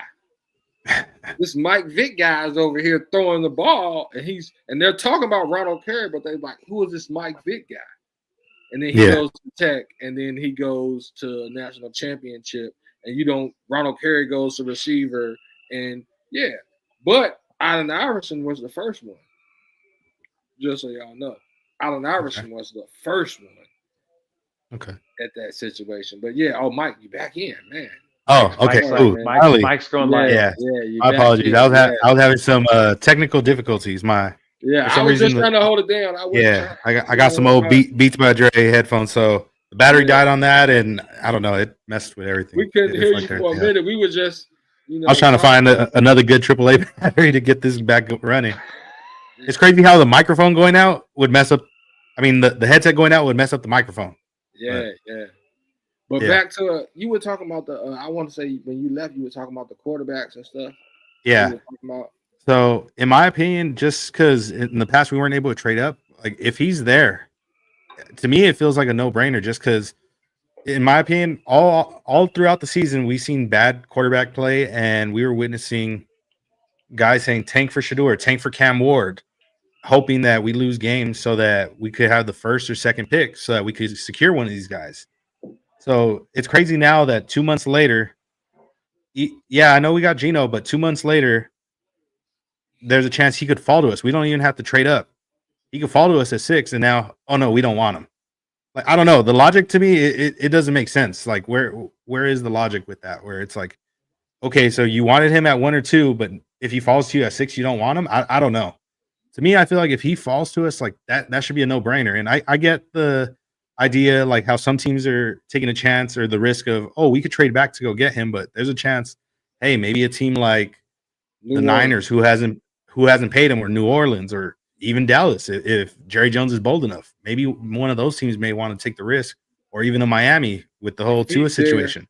You get me? Yeah, like in my opinion, I don't see a team that would see him there and not take him, in my opinion. And if say that happens, and we're hoping, okay, well, we could trade back into the back end of the first, and we could get a Jackson Dart or even a Jalen Milroe. There's teams back there too that are QB needy. There's Pittsburgh. You got the Rams. You never know. Maybe Seattle might be bold, and even though they paid Sam Darnold, they might want to get a young guy. Yeah, I'm just saying.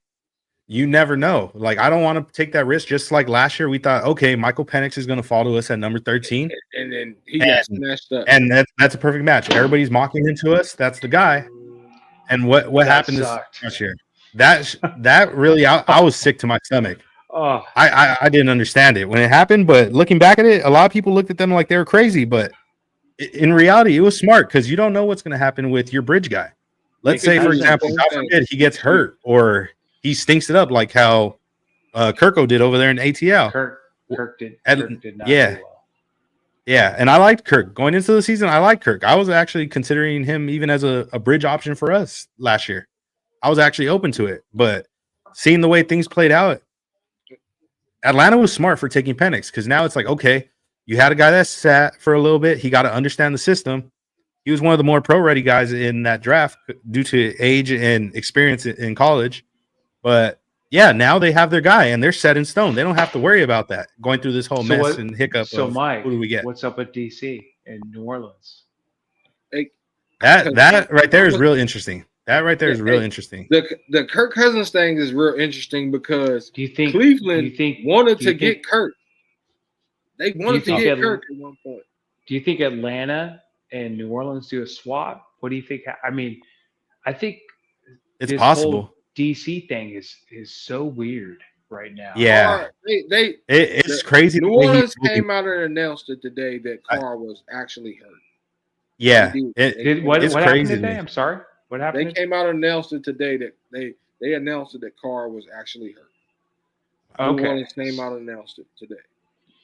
Yeah. So and I always people with the Carr, and I love Derek. He's such a great guy, but I always said that his tenure was tied with Dennis Allen there. So, and that's usually what happens when coaches bring in their guy. If it doesn't work out, it's an attachment. Gone.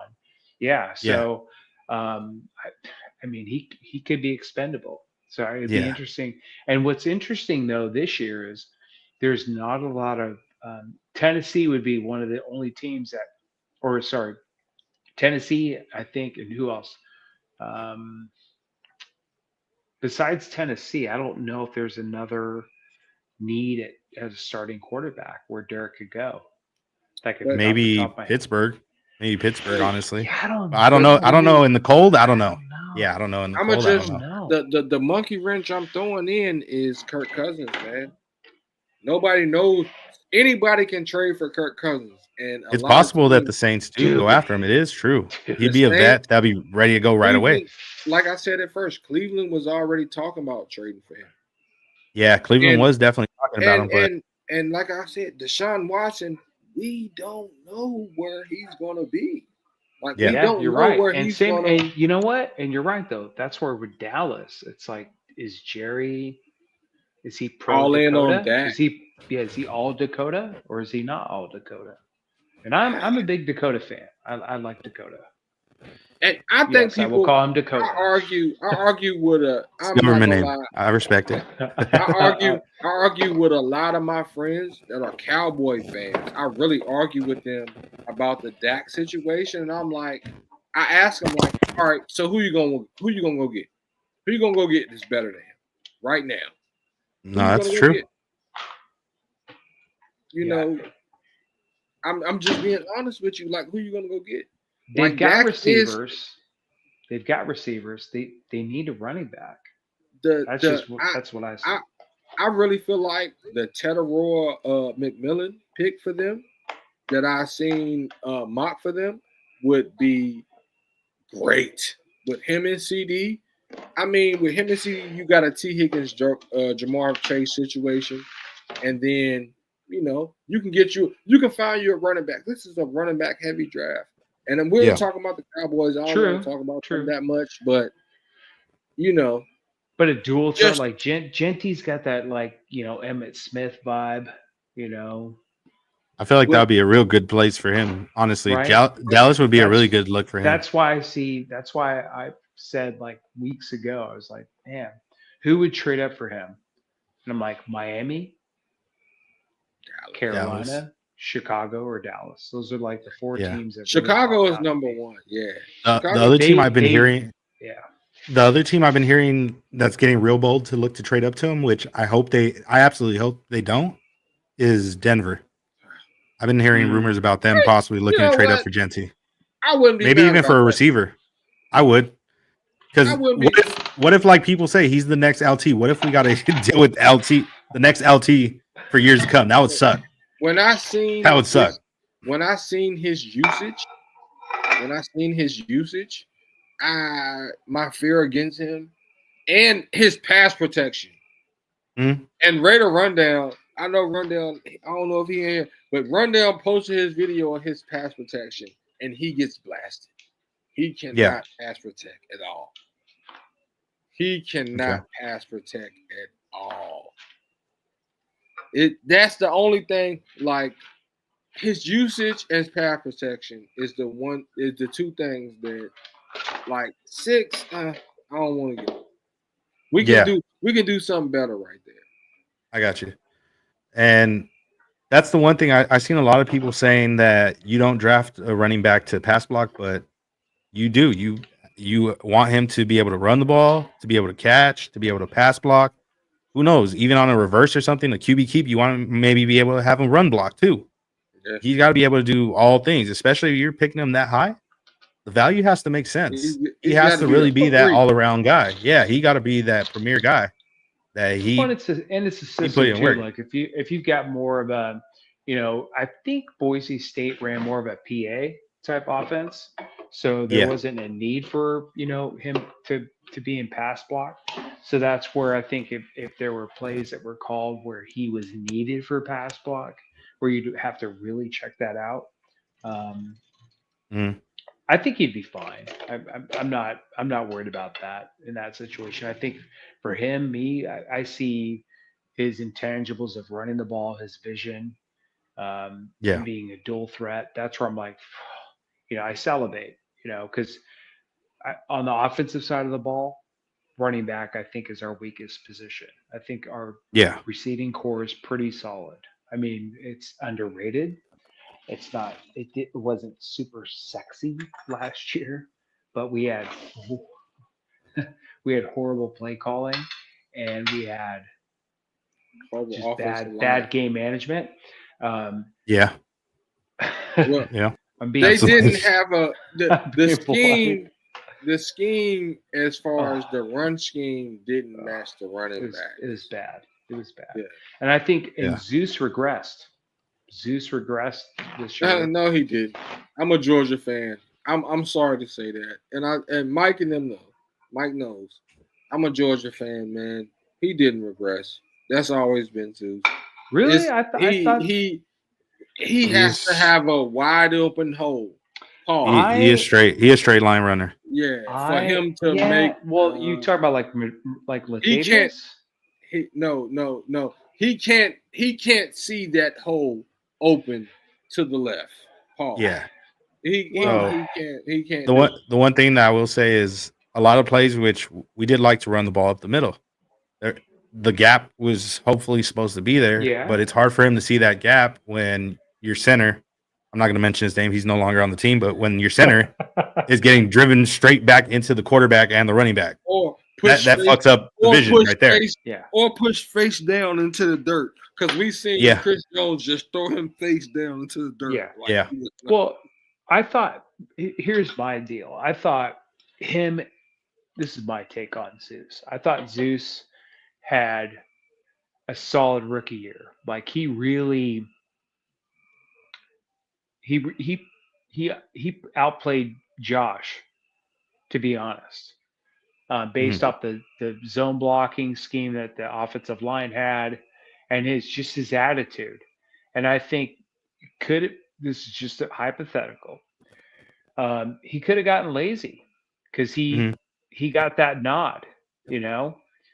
But with the combination of them changing up the zone blocking scheme and the offense, it fucked a lot of things up, and it affected his confidence. Yeah, because you saw he played. You saw him getting a lot of touches the first half of the year, and then he was gone the second half of the year. It was like he was gone. And he's built like a fucking horse.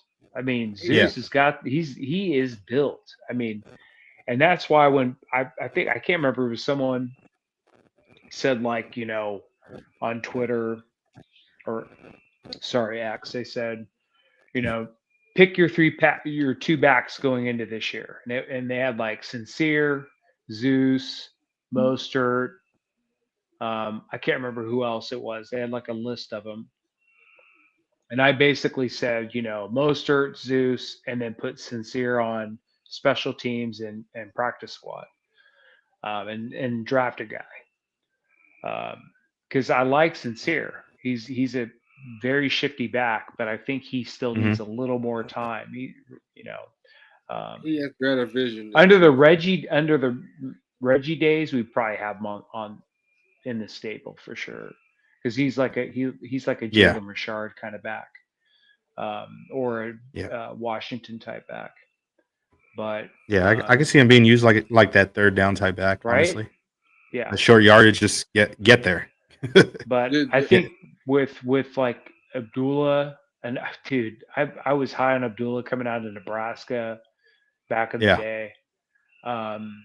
I think money wise, I don't know if he's still under contract. It doesn't make sense to keep a guy like him. If we could, it'd be great. But I think that's where money wise, I think we need to spend. And I was saying, I think before that, it was an interesting thing. One of my buddies in the organization brought up. He said, expect a lot of moves. It's like Pete made like 280 plus roster moves his first year in Seattle. And I was like, what? I didn't believe it. I was like, shut the front door. And he's like, no. He's like, he made a record amount of moves. And he does it every year. So that's one of the things where I'm like, make the team to his liking. Yep. And he doesn't want people comfortable. Yeah. That's the takeaway. I was like, it makes sense, you know, and Al was the same way. You know, Al used to come through and say, I can find someone off the street that could probably play just as hard as you for half as much. Because Al was going to push him to play that hard. Dude, no, but it was like, and if he fucking walked into that was the one thing I do miss. It's like, man, if Mr. Davis is still alive, and no disrespect to Mark, but like, if Mr. Davis walked in and watched film with you, your ass was getting your cheeks were getting clapped. It was it, dude. He was in that room watching film. You're getting clapped. Plain and simple. No other way around it. So. Yeah, I hear you, man. That's the crazy part, where it's really going to be intriguing to see all the other moves because so far they made some moves and a lot of people were mad at some of the free agency moves because they're not flashy names or not sexy names. But if you think about it, they're solid pieces that fill that spot that was potentially lost, and their value. Those contracts are of value. It's not like they're Splain was crazy. a tough one. Splain was a tough one. It was, but I have a little bit of confidence in Elandon Roberts, and I feel like with the coaching that we have in Pat Graham, Pete Carroll, and John Glenn, I really think that they could really coach up Leonard. these linebackers. Yeah, and Robbie Leonard, that they could definitely coach up these guys, and they could have them in the right position to succeed. Because he's a dual threat. Gladiator picture in the back is fucking elite sick.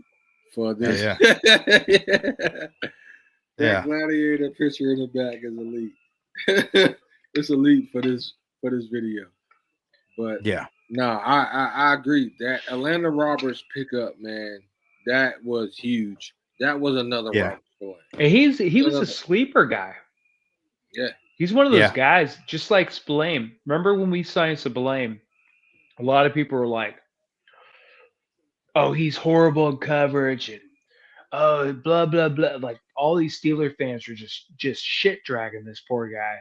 And I watched a few games prior where he filled in for because like Pittsburgh's spoiled. They got some fucking pluggers on that team.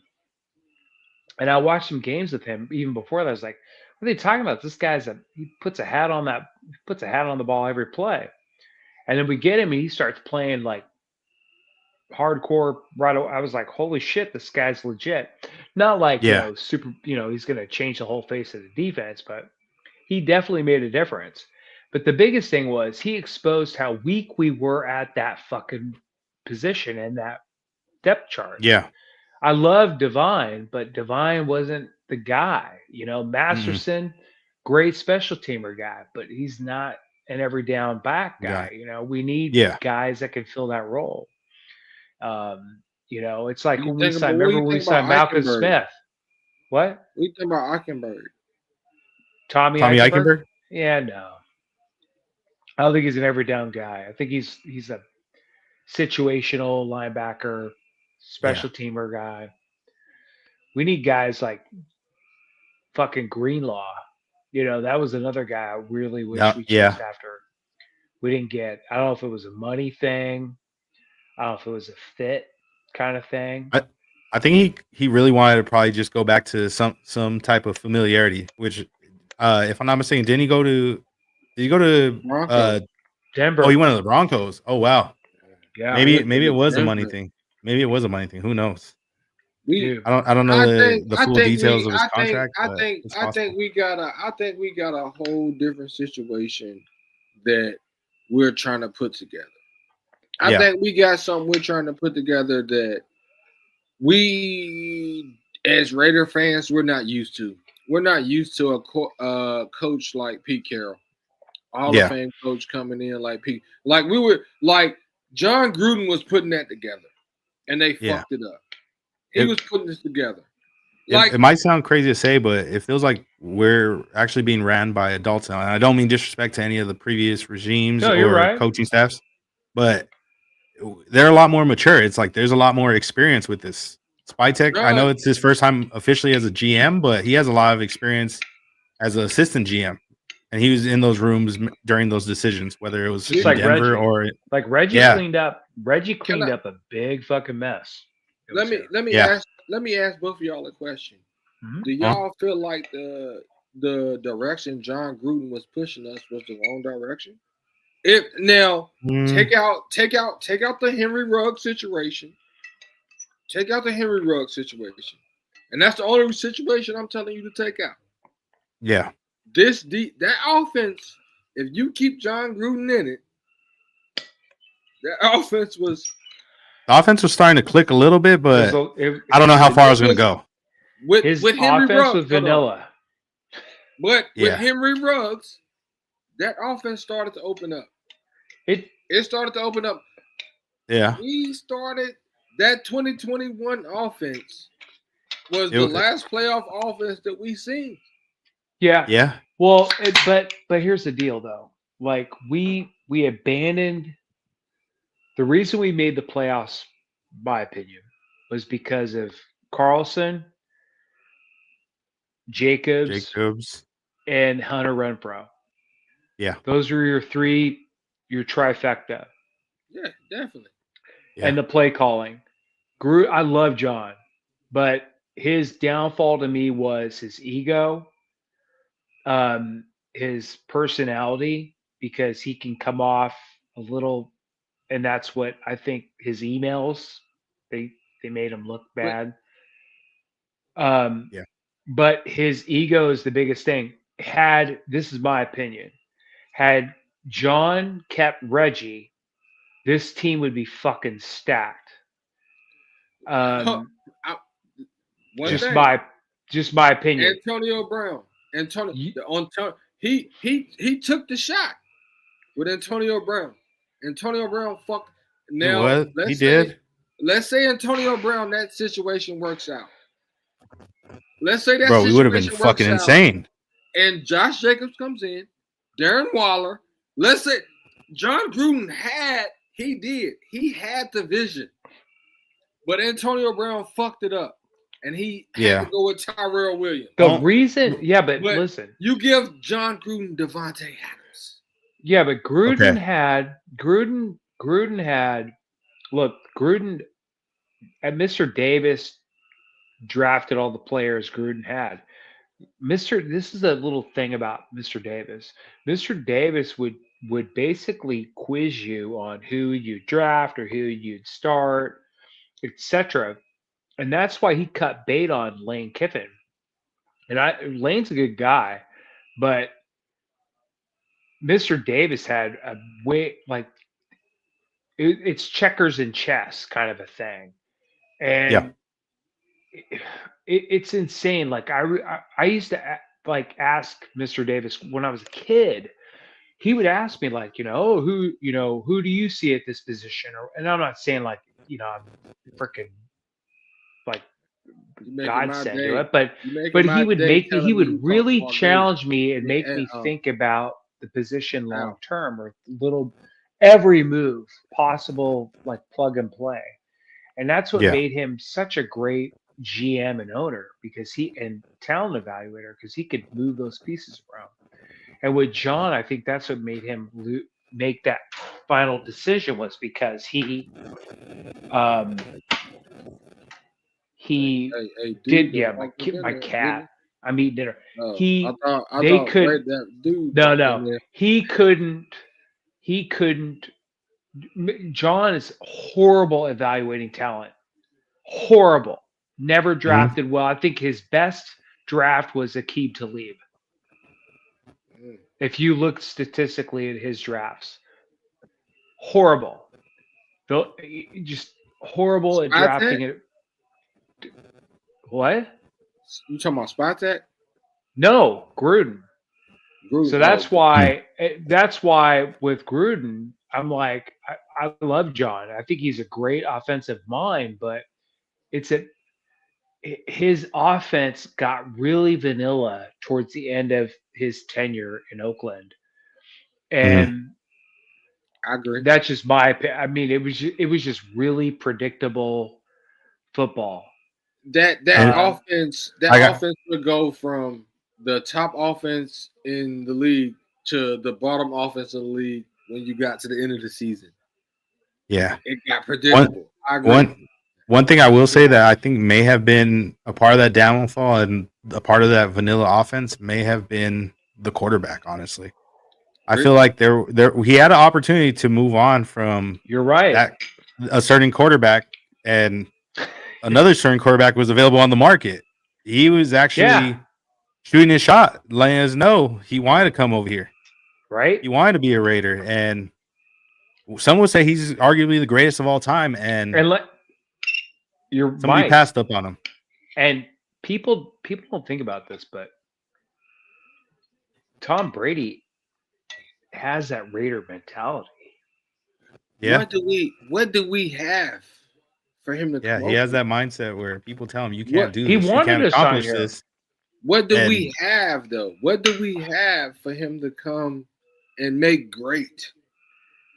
It wasn't even. It wasn't about that. I think it's about. It was about just a fuck you.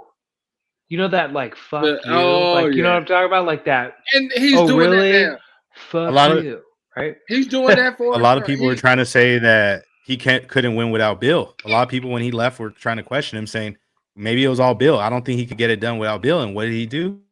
That very year. Hey, look. All right. I think it was both. He won himself a Super Bowl. Yeah. So that's why it's like. That's perfect. Let me ask you this then. Let me ask you this, because we got him now.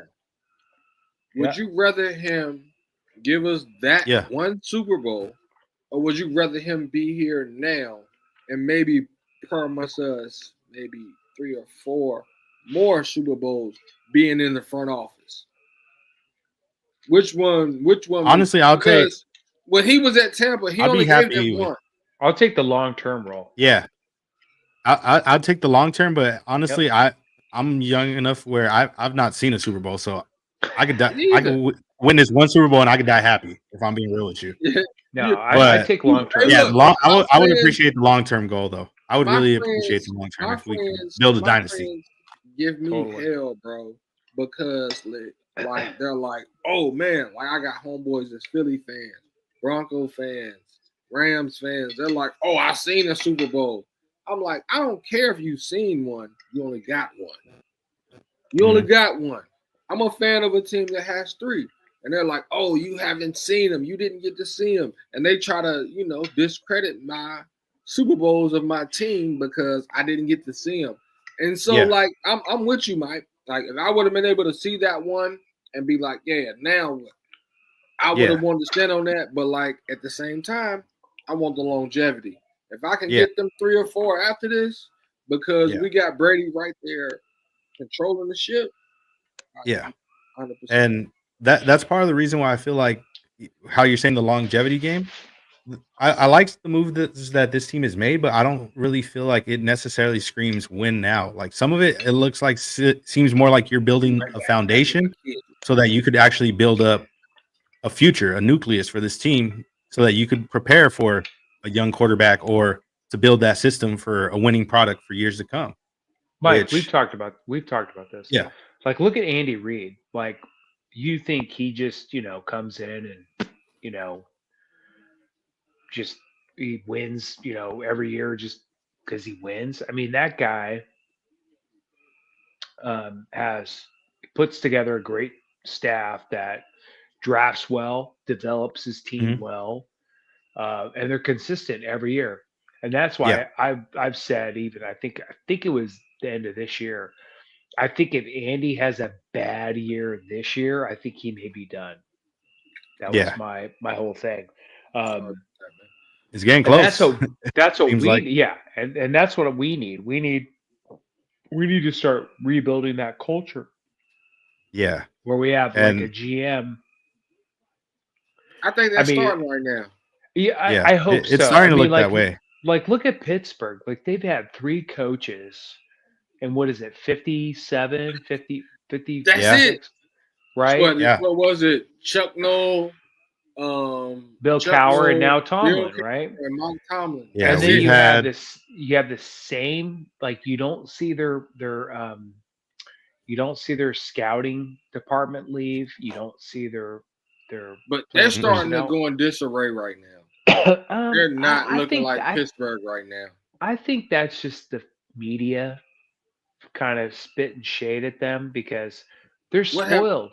They're spoiled, man. They've had a fucking that organization is so. The Rooney family has done a hell of a job, and the Hunt family did a great job hiring Andy Reid and like bringing in that whole culture, and they've really turned it around. What's going to be interesting is if they have an upside down year this year, where they implode and they have like maybe a 7-10, because Andy's only had, I think, 2 losing seasons in his entire coaching career. Pro. He's the winningest coach, isn't he? Dude, he's up there. He's definitely up there. He's on my Mount Rushmore. I mean, for sure. I Yeah. don't care. It gotta be. If He's you legend. You gotta give him the people, respect. dude, people that Yeah. know me, I'm not a homer. I love the game. I love the sport. I'll give Yeah, you gotta get a respect. Mhm. dude. I'll give you the. I love all players, and coaches. But it's Yeah. gonna be an interesting. This year is gonna be a pinnacle year. This is gonna be, like I said, Yeah. talking about like with like Miami, with the Giants, and every year I can kind of like navigate through some bullshit and be like, because I did said last year I was like the Jets are the last 2 seasons I was like the Jets are a fucking fraud. And Jets fans were calling me out, dragging me. Yeah. And then I was Mike like, Greenberg and then I was retweeting messed him stuff. up. I was like, so what up now? And they're like, oh, you know, because it was Mhm. coaching. It was all coaching. Like Sala, Yeah. great defensive coordinator, horrible head coach. Yeah. Same thing with New Orleans. You know, Dennis Allen, not a great head coach. Mhm. But this year, again, I can see the writing on the wall in Miami. I can see the writing on the wall in with the Giants, and I possibly see it in Buffalo. If Buffalo doesn't get it done, I can see it in Buffalo too this year. Oh, Yeah. Josh Allen getting moved on. Well, because they're building a new stadium, and they need to put ass in some seats, right? The sorry, not the Giants. The 49ers had Harbaugh. They Soon were he might. they Yeah. were killing it in at Candlestick, and they wanted to build a new stadium in Santa Clara, and it's Mhm. like this same. It's cyclical. The Rams, same thing. The Rams had Jeff Fisher. What happened? They plugged and played with McVay because they wanted to Mhm. put ass in seats. We did the same thing with Gruden. That was my opinion on Gruden. I love John, Yeah. great, hell of a guy, but we needed to put ass in seats and sell PSLs, Yeah. and that was probably one of the best because you know what's crazy Yeah. was when we hired John, we sold out. I think we sold all our PSLs, a majority of them, before the end of the year. That Yeah. first year. So And right now, that's something I feel like that we're lacking. Like, yeah, of course we have Max Crosby. We now have Brock Bowers, but besides them, you need a real sell on offense that is going to bring asses to seats. Like back then, we had Gruden. We had Josh Jacobs, who he was bringing asses to seats. Right now, we don't have nobody like that. So yeah, whether it's an Ashton Genty or a Shador Sanders, that's somebody that's going to bring asses to seats. exactly. People are going to come pay to watch that. They're going to want to buy the jersey, whether it's a number 2 with a Genty or a number 2 with a Sanders on the back of it. That's Honestly, money. Like that's going to be a top selling jersey. Or it could be a Geno and Genty thing. I mean, we don't Yeah. know. I think we have Yeah. one ass in the seats guy, and that's Brock Bowers. He's going. I mean, people pay to see Max too, though. We could. They. That's Max fair to is a say. big drop. I'm talking about on offense. On offense, So, yeah.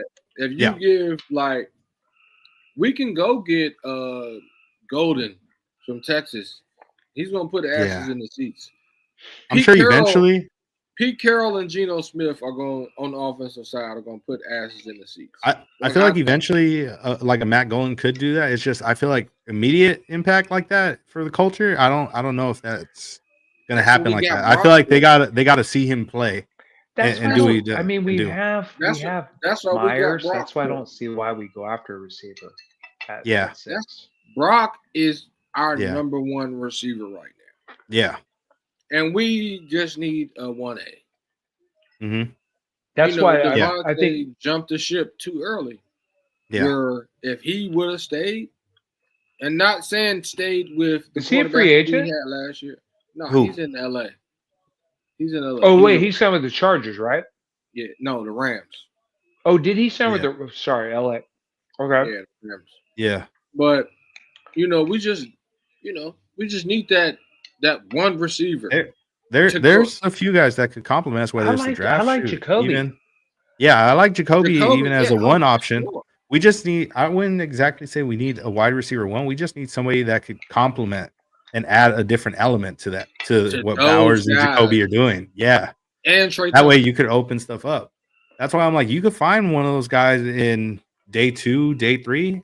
Shoot, even late day 3. There's some guys that Golden would be great.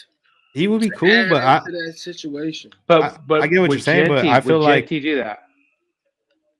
Bring a different Genty element. Open up that offense. If you had Tucker, Myers, Bowers, Genty, and Geno, I could agree with that. I could agree with that for sure. I could definitely agree with that. You can make more happen with a not so good run blocking offensive line with motions and stuff with great receivers better than you can with a great running back. Yeah, I mean, did Philly did Philly wasn't like a big run like you didn't see Saquon blocking. No, he didn't have to because they had a great offensive line. Yeah, they got the decent offensive line, but their receivers were physical. Yeah. That's the thing about Philly. They had some, and they had a playmaking quarterback, right? That's what we got Jacoby receiver. For. Jacoby's a physical receiver. And then Brock Bowers is technically he's not scared. Yeah, he's not scared to block either. You're right. He's technically a receiver. But Philly, but their quarterback and Trey Tucker can block. He can, but their quarterback, who lives by me, by the way, hell of a backyard quarterback, like Mahomes. People shit on him, so I just don't get it. He's so. I think it's just because all they see on TV when he's in the red zone is tush push. I think that's what it is. Which I don't Everybody like. hates that. I hate the tush. I hate the tush. It was the fact that he couldn't finish games passing the ball. A lot of teams knew that. They knew he couldn't finish games. They knew he had Saquon Barkley. And if you put that's what was the whole situation of the Super Bowl was put Jalen Hurts into and he stepped up to the plate. Dude, he aired it out. He did his thing. He stepped up to the plate. Like you can't fault him for having Saquon Barkley. Like, hey man, if I have a weapon like that, I'm going to utilize the weapon. But you can't go wrong with that. Sorry, time out. Draymond just hit a fucking 3 for a I've watched him I've watched him the last 2 games take I don't know how many threes, and he finally fucking hit a 3. So sorry, I just what's your score? I'm at 40. I'm at 46-65. What's your score? I'm at 49-65. Oh, okay. So, Dre just hit a 3. So so that's it, right? So I'm getting ready to see it. Yeah, finally. Yeah. Sorry for the Lakers, Mike.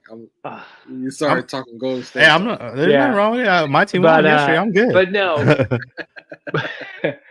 but like you were saying, like with Jalen, I mean, it just I don't understand all the hate some of these guys get. That it's like, I get you don't like the team, you want to win, whatever, but you shouldn't shit talk the guy's play. The guy's a fucking phenomenal athlete. The guy's a great player. They play good.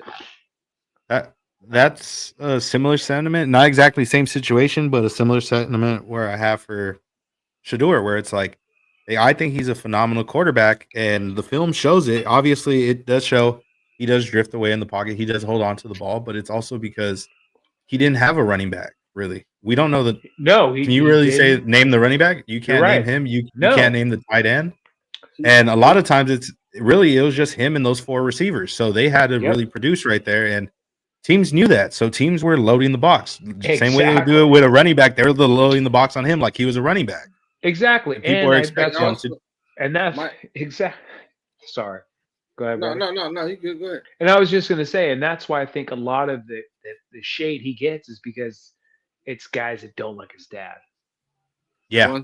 100%. And and let's be honest, they came in pumping and hyping, fucking out the box, right? Yeah. Which happens a lot. And then they flatlined because they didn't have film on the team, right? So the first 4 games, they came out steamrolling, and then they just shit the bed the rest of the year. Yeah. But you're like you just said, they didn't have anything to compliment the guy. You have him, back there trying to be a center fielder, and he's thrown to 4 receivers when he doesn't have a running back. He doesn't have a fullback, doesn't have a really solid offensive line. And then that No poor tight end defense. target. Yeah, Yeah. and then you got the defense. It's just, they're out there. I think they were out there 65+% of the game, to be Yeah. honest. A lot. Kind of like how we were a lot of times. Yeah. Yeah. So, you have to have that healthy. If we can control, like same thing with in the pro side, if we can control the time of possession, you're going to win the game. Yeah. 99.9% of the time. Yeah. And that's rare. that's why, in my opinion, like if we were to get him and have him sit a year behind a Geno Smith and pick up a running back, whether it be one of the Ohio State guys, Caleb Johnson, somebody like that, for example, in the second round, get him another complimentary receiver, whether it's one of value right there or one of his guys from Colorado that he's familiar with. That could be really lethal because you already have another great weapon in Jacoby Myers and you have an absolute weapon in Brock Bowers, which he's never had. To my knowledge, he's never had a quality tight end either. While he was at Colorado or Jackson State, he hasn't had a quality guy like that. So that could be something real interesting. And I feel a lot of people before had said he was a fit schematically. Besides schematically, I feel like he's a culture fit where no matter what, just like whether we're doing good or bad, the media shits on us. Whether he's doing good or bad, the media wants to talk about him and shit on him or whatever, good or bad. They want to shit on him. That's the media, a huge point, the media, yeah, everybody hates on him because of his dad. A lot of people hate on a lot of the league, and people in the league hate on the Raiders because of Mark Davis's dad. Yeah, and because of Mark Davis' dad. They're related to whatever, the fucking gang. Yeah. 80s, 90s, whatever. NWA. I want to say one thing about he's the perfect anti-hero that matches this culture where it's like, even though the league may hate us, there's a lot of people in the world that love the Raiders. Even people that aren't Raider fans, there's people that just appreciate the brand, the logo of the Raiders and the history and the culture. So it's like somebody like that who's been through adversity fits perfectly on a team that's gone through it. Yeah, in my opinion, that's a perfect fit. And if he's there, take him. I mean, if he's off the board by then by all means, you take best player available. But if he's there, to me, it's a no-brainer. Yeah, Mahomes didn't start year one, right? Yeah, and Aaron Rodgers didn't start year one, right? Yeah, so and Andy Reid had Alex Smith, and he wasn't scared to go get another quarterback. I want to say the only thing I say is and that's the one thing I'll say is like Andy Reid's a great coach. He could have won game. He was definitely winning games with Alex Smith, but that didn't stop him from trading up to go get his guy that he had full confidence in, that he could turn him into something special. In this situation, we may not have to trade up for this guy. He could be right there, literally staring us in the face at number 6. If he falls, get him. Yeah, absolutely. And like he said on Max's pod, man. I did what I had to do with my with the team that I had. When I had to run, I ran. When I could sit in the pocket, I sat in the pocket. Like, I did what I had to do to make the team win. And you bring that in right there, man, where a guy is saying, like, yo, if my offensive line is bad, which we've had, he can make them good, then, yeah, we'll take that, man. And then, like you said, you give him a tight end that he's never had. You give him the deep threat and Trey Tucker. You give him the Jacoby Myers. And then, let's say you get him another receiver in the draft. I mean, you put him in a great situation. But really great we also know with Tom Brady, he's definitely not letting Shedeur start next year. That's the only thing. Brady's not letting Shedeur start next year. Yeah. I just couldn't understand I'm okay with that. I just couldn't understand because a lot of good coaches, when you have weak spots, especially on like just from my position and my experience, when you have either it's on the defensive side or the offensive side of the line, because your trench, the trench basically is going to fucking win or lose your games, to be honest. Yeah. The offensive side and defensive side. Mm-hmm. But if you've got a weak offensive line, you run to your strengths on that fucking offensive side, right? You make adjustments on the offensive line. Did Dre just hit another 3, by the way? Oh shit. He's hot. Yeah. Dude, I'm He's starting to heat serious. up. He's 2 for 4 on 3-pointers right now.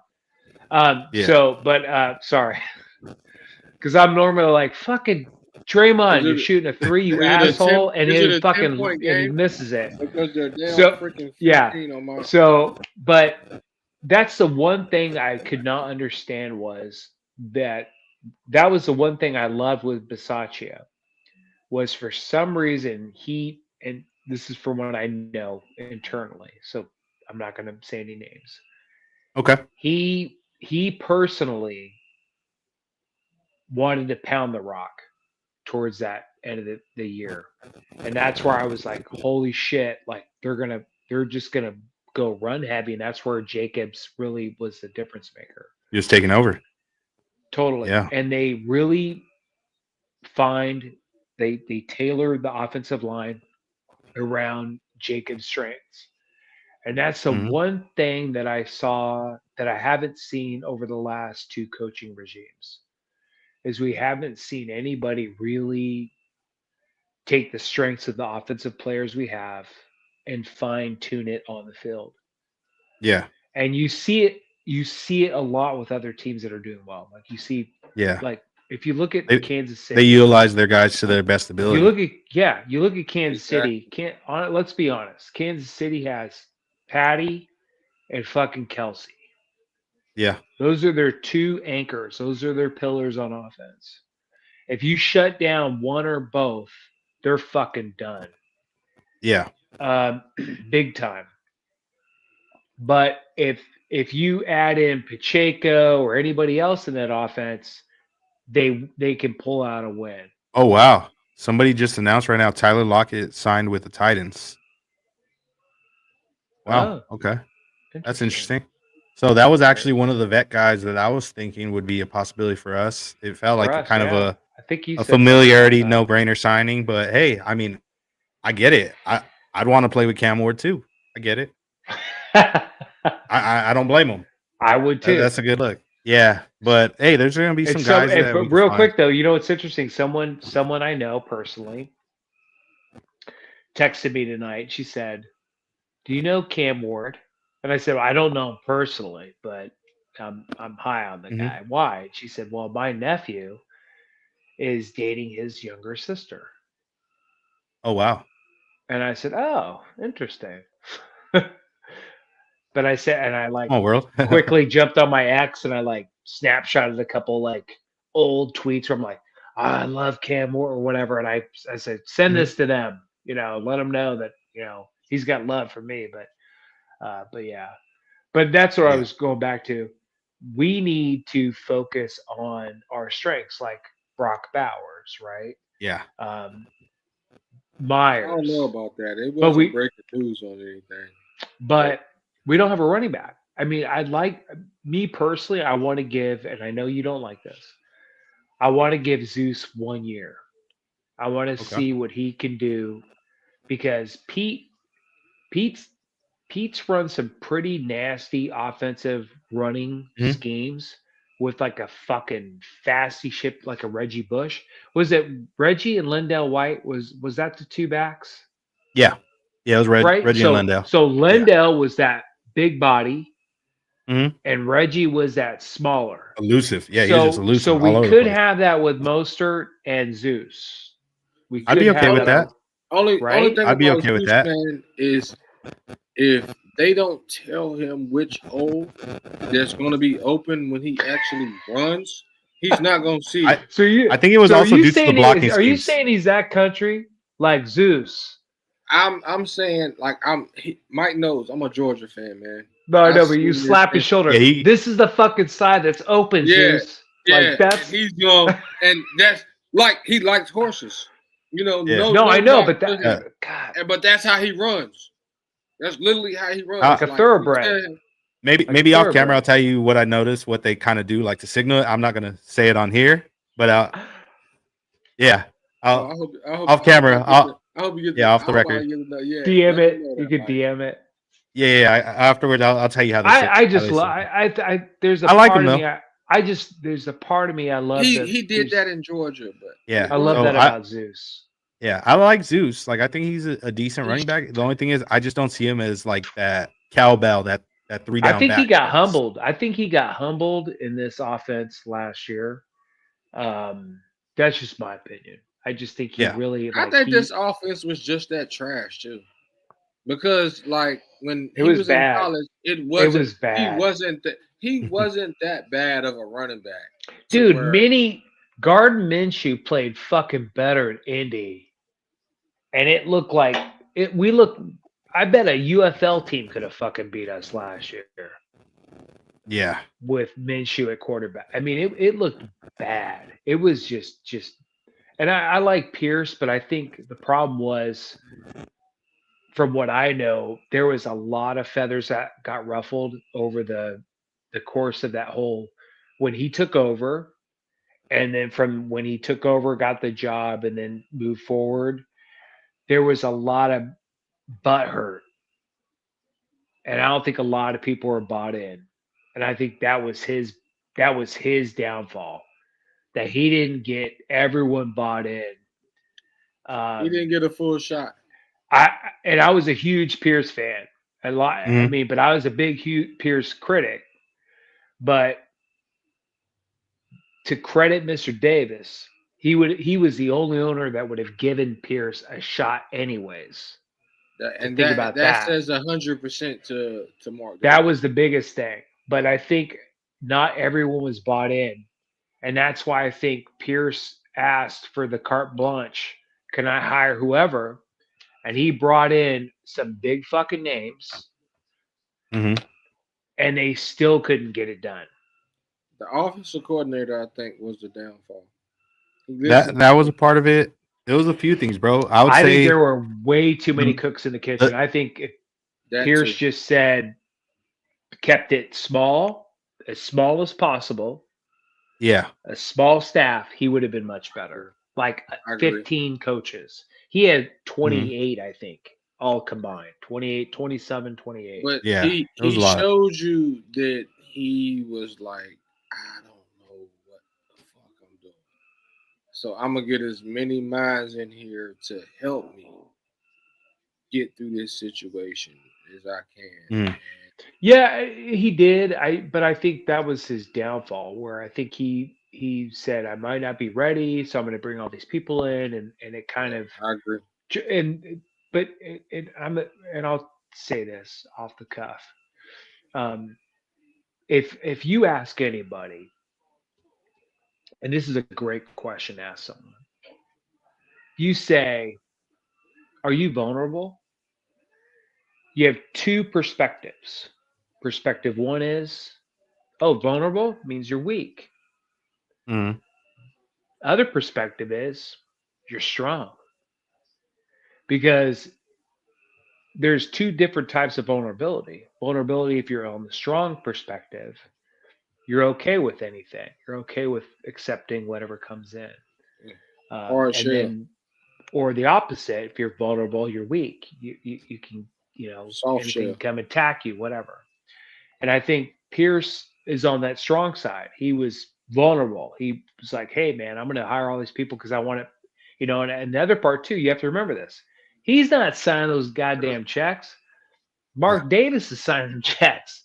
So Antonio said, hey, man, I want this job, but I want to make sure that if you're going to give me a long term shot, you got to open up that checkbook. I want every opportunity to make sure I can get this job long term.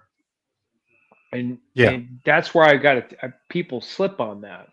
So I'm like, you got to hand it to Mr. Davis. Mr. Davis is like, all right, I'll fucking open up the checkbook, because I'm investing in the team, I'm investing in you, I'm investing in this long term thing that you're selling me.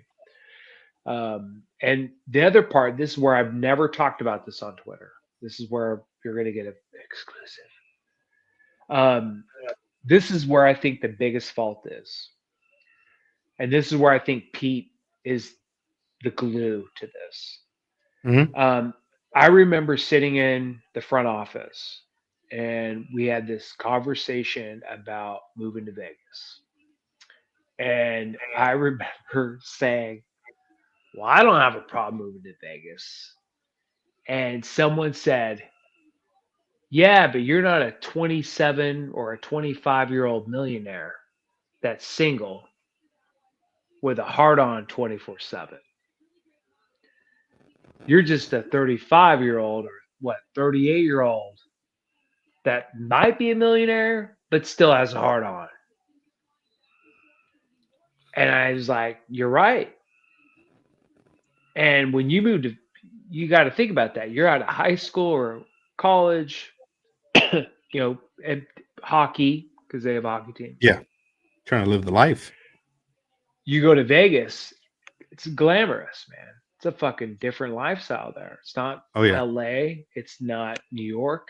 It's different. It's a very small town, but it has a very big town vibe. And you got all that money.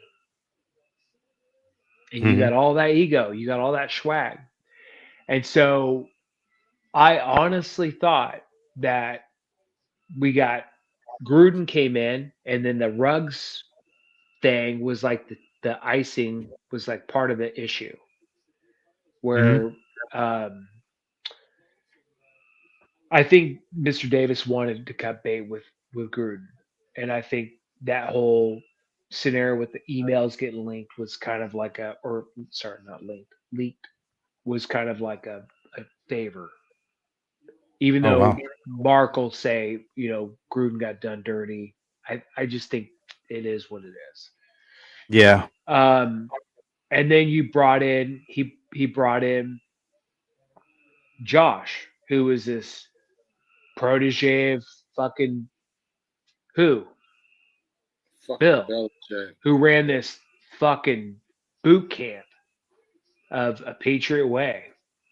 Yeah. And I wasn't bought in. I tried to buy in, but no Patriot coordinator that came out of Bill's group has ever been successful other than Bill O'Brien, to be honest. And Bill left. I've heard stories about him. Bill left a shit show in Houston. Yeah. Matt Patricia was even worse in Detroit. So you had, we needed someone to come in that had the maturation to really build a culture, a system, and we had all these different moving pieces. And I'm still a big Jim Harbaugh fan, but when everything came into place, Pete Carroll made the most sense now because he has that Tom Flores, John Madden. He's won natties. I feel like he's perfect. He got that presence to him that when he walks into a room, all eyes are on him. The focus is on him as soon as he walks in the room. Dude, and you know what the one thing, it's not just his accolades, right? But remember that, like when he drafted DK? Yeah.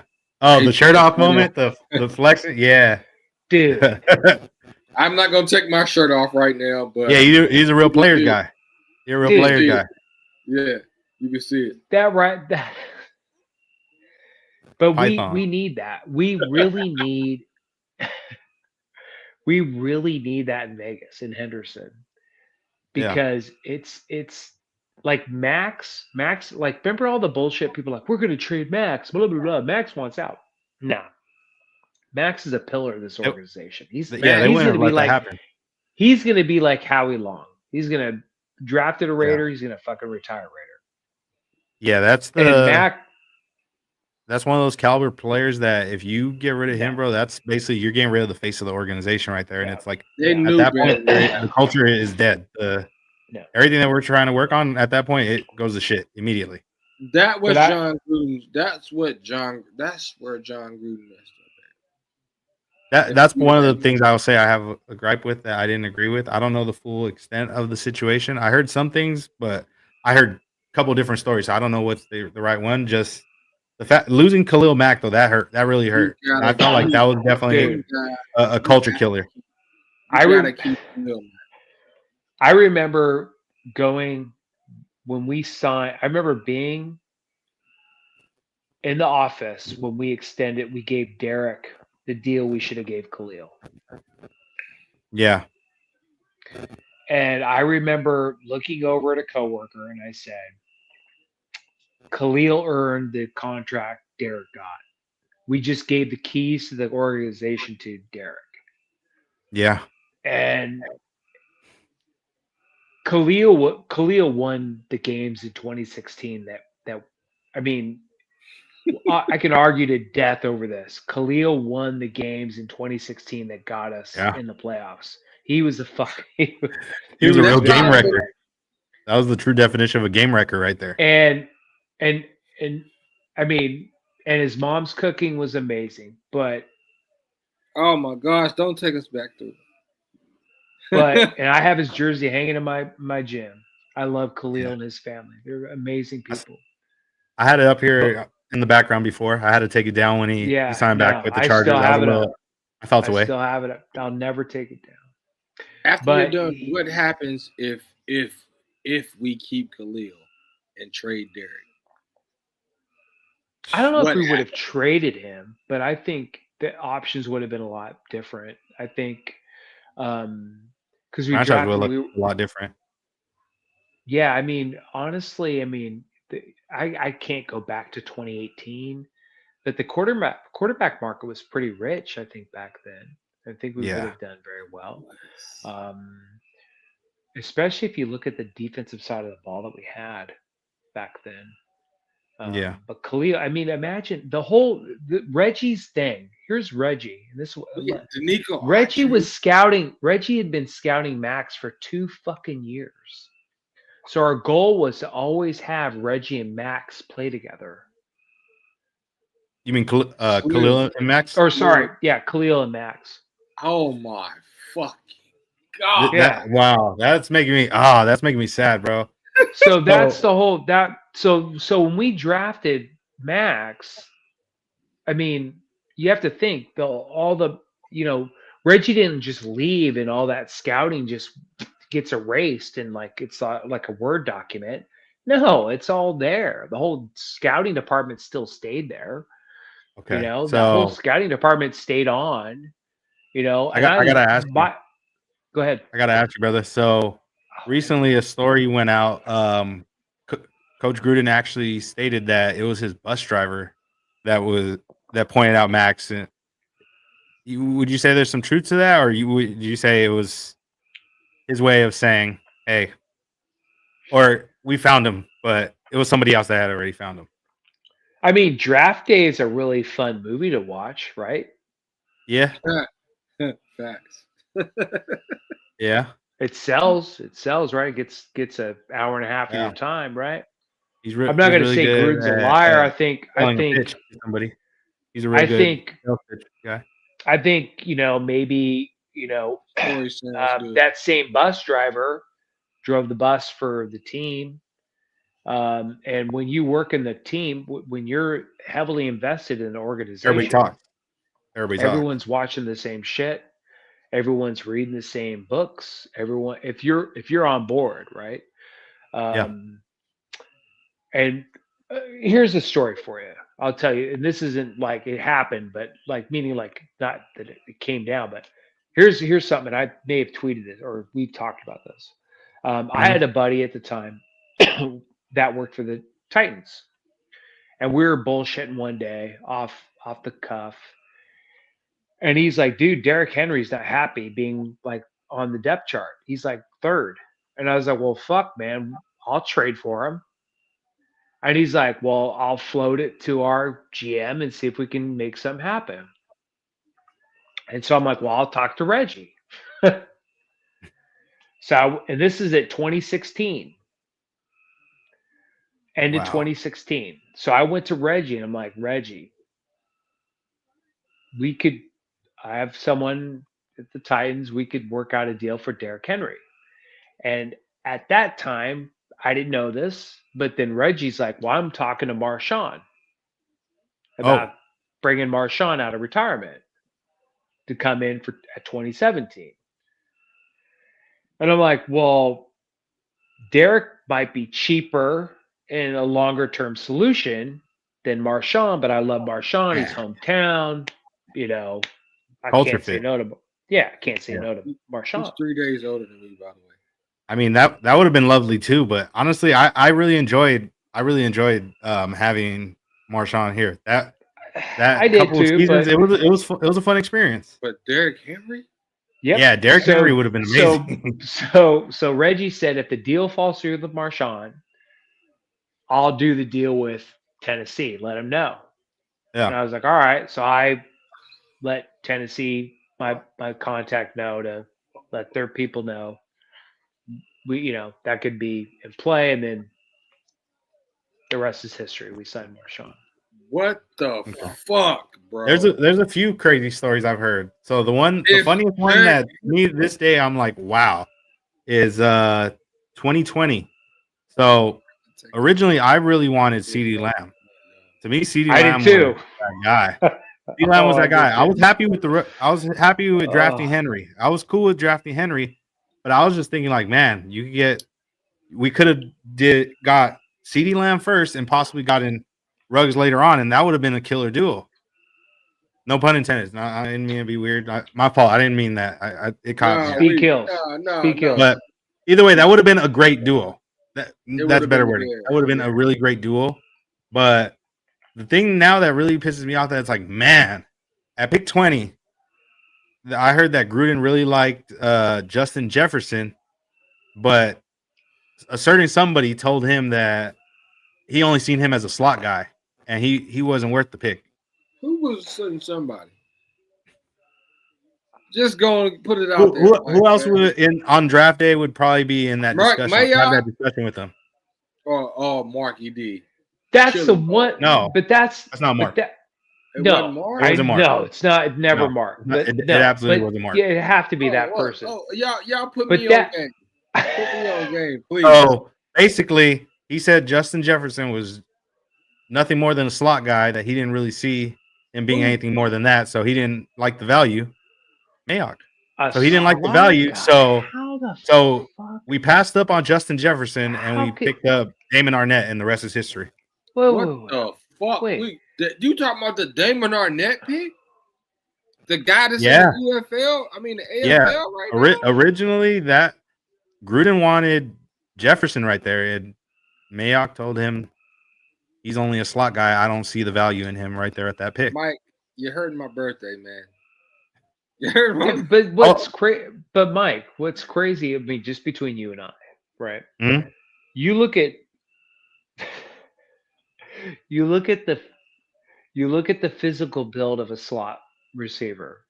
Does Justin Jefferson fit? Fuck no. Absolutely not. So stop. So that's one.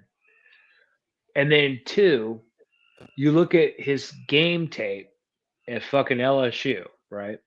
Yeah. Did he ever? Maybe a player or two. He maybe played the slot. He was always on the outside. Yeah, But maybe a couple sweeps on the island. Maybe a couple sweeps, right? But I'm a Georgia fan, Jimmy. I watch him primarily on the outside. Yeah, but maybe a couple sweeps, right? But no. What's Jamar Chase? But I'm saying maybe a couple, like in a whole game, 40, 50 plays. Maybe on certain packages. Dude, he would be like, ran those against Georgia. He would be like, it's you, me. I'm fucking punking you, right? Like, right with Burrow. Mm-hmm. Yeah, that's what I'm telling you, bro. Like, he never drafted well. And Mayock was a talking head. They were on ESPN we might as well have fucking hired Mel Kiper to do our fucking draft that year. Yeah. I like Mike. A better person would have been Merrill Hodge if we're going to take a talking head. Merrill Hodge has been more spot on when it comes to talent evaluation than anybody I've ever seen in my life. Mm-hmm. When it comes to talent evaluation. Yeah. Anyone else is just a fucking wet fart, in my opinion. Yeah. I mean, they just fill your underwear and think it, it's good to go. And I like Mike's a great personality. He talks a great game, but he really didn't plug and play anything that great. Reggie honestly really developed the team that we have up until a certain point. That's what I'm saying. Like with Max, that was a Reggie pick. That was his staff. They really invested a ton in those guys that they That drafted. was And then after 2019, it was just a wash after that. It was a crapshoot. Yeah. We got lucky with the Jacobs pick, to be honest. The Ruggs pick was a 50-50 pick. I would have rather have taken Lamb, to be honest. Yeah. It's unfortunate with Ruggs. I mean, we all have been young and dumb and made stupid mistakes. Al Davis would have took Henry Ruggs. That's what I would say. It felt like a Raider pick, not in a bad way, just on the old school style where you want that speed guy where you could take it over the top. And maybe, or if there was a physical, who was a physical? Was there a physical offensive lineman that year in the draft? Was there a Martin brother? I'm trying to. My CTE. Honestly, at that age, I was still kind of young, so I wasn't really focused on the O line. I was locked in on receivers that year. I will say this: in 2021, Ruggs was definitely on his way to definitely being better than CeeDee Lamb. It seemed like he was starting to figure it out. He was. I don't know about better, but he was starting to figure it out. You're right. He was on his way. You're right. He was on his way to being really legit because he was making the contested catches. The contested catches that CeeDee Lamb was making, but he had more speed, and he bulked up. Bulked up, and my only gripe. His issue was routes, though, I think. Was his route a little bit route? A little bit route. I would say the main thing though was awareness on the field. I'd say that was the main gripe was awareness on the field because there was some times where we took shots downfield and it's like, okay, that's a big gainer. That's sick. I think it was his route discipline. It was his route discipline and his his toe tap ability. Like he was, for the most part, a lot of the catches that you would think like, okay, a receiver's going to toe tap this. It's in 1 foot in, 1 foot out. And it's like, it looks like a beautiful catch, but you got to be in bounds. What was that one? I can't remember where it was at, where he caught it and he just like, it should have been a touchdown. And he just stepped that 1 foot out. Was it? I think that might have been. Was that Atlanta, or who was that? Where it was Atlanta. It was Atlanta. Yeah, like at the 3-yard line, right? He extended. If he would have stayed in bounds, that extension that would have been 6. And that was a little frustrating. It was a great play, but it's like, man, like if you would have just kept your feet in bounds, you're scoring, bro. Y'all think? Because y'all know he gets out. He get out of jail next year. Do you think a team goes and gets him? I think a team will take a chance on him on a prove it deal, but I don't know if we will. I'll be honest. I don't think no. He's not here. No. There's no way he can come to Vegas. No, the family. It's no. Yes, that's too. Yeah. No. But we should. We should because he's gonna have to pay that family restitution still, and we should get some type of rights to him because technically he would have been released him. Well, we released him from his contract. Yeah. We released him when all that happened. It was basically like a conduct detrimental. That was a big. Think about that. That was a. Think about that year though. We had Ruggs killed someone and her dog. Gruden. The email leak. Yeah. I think it was COVID. We're out of COVID. Was it COVID or COVID after? The year after COVID. The year after COVID. It was a crazy year. It was a lot to take in as a fan, honestly. It was brutal, and then look, we thought things would get better. We thought things would get better, and we were already in with the mindset like, okay, we're gonna get a good coach. We're gonna back then it was a lot of people thought we were getting Jim Harbaugh. A lot of people thought, okay, we're gonna get Harbaugh. I wanted Harbaugh. At that point, I wanted Harbaugh, and I was so confused. When we hired McDaniels, the moment we hired him, I was already like, this is going to be a failure. I don't trust the moves. God, the fucking John Gruden had us going in the right direction, man. We were literally going in the right direction. If John Gruden stayed that year, when we fired McKenzie, that's when we went away from. That's when I lost confidence in Gruden. Had we kept Reggie, I would have 100% kept stock in John. Yeah. But when we got rid of Reggie, that told me that John had some sort of like, I wanted call all the personnel shots. And going back to my knowledge and history of things, Al's biggest issue with John was personnel, like Yeah. evaluation, talent, assembling a roster. And that's where Al lost faith with John. That's why Al cut bait. A lot of fans got pissed off about it because Al flipped group. Yeah. Leatherwood, Yeah. Arnett. Yeah. Those guys. And I feel like that's where the disconnect is where with fans, I get it. We get mad on certain decisions where in the moment it looks crazy, but it's like there's a reason why certain shit happens sometimes where it's like there's context to it. You got to wait for the context to come out before you impulsively snap or start yelling or calling people idiots on decisions that they make.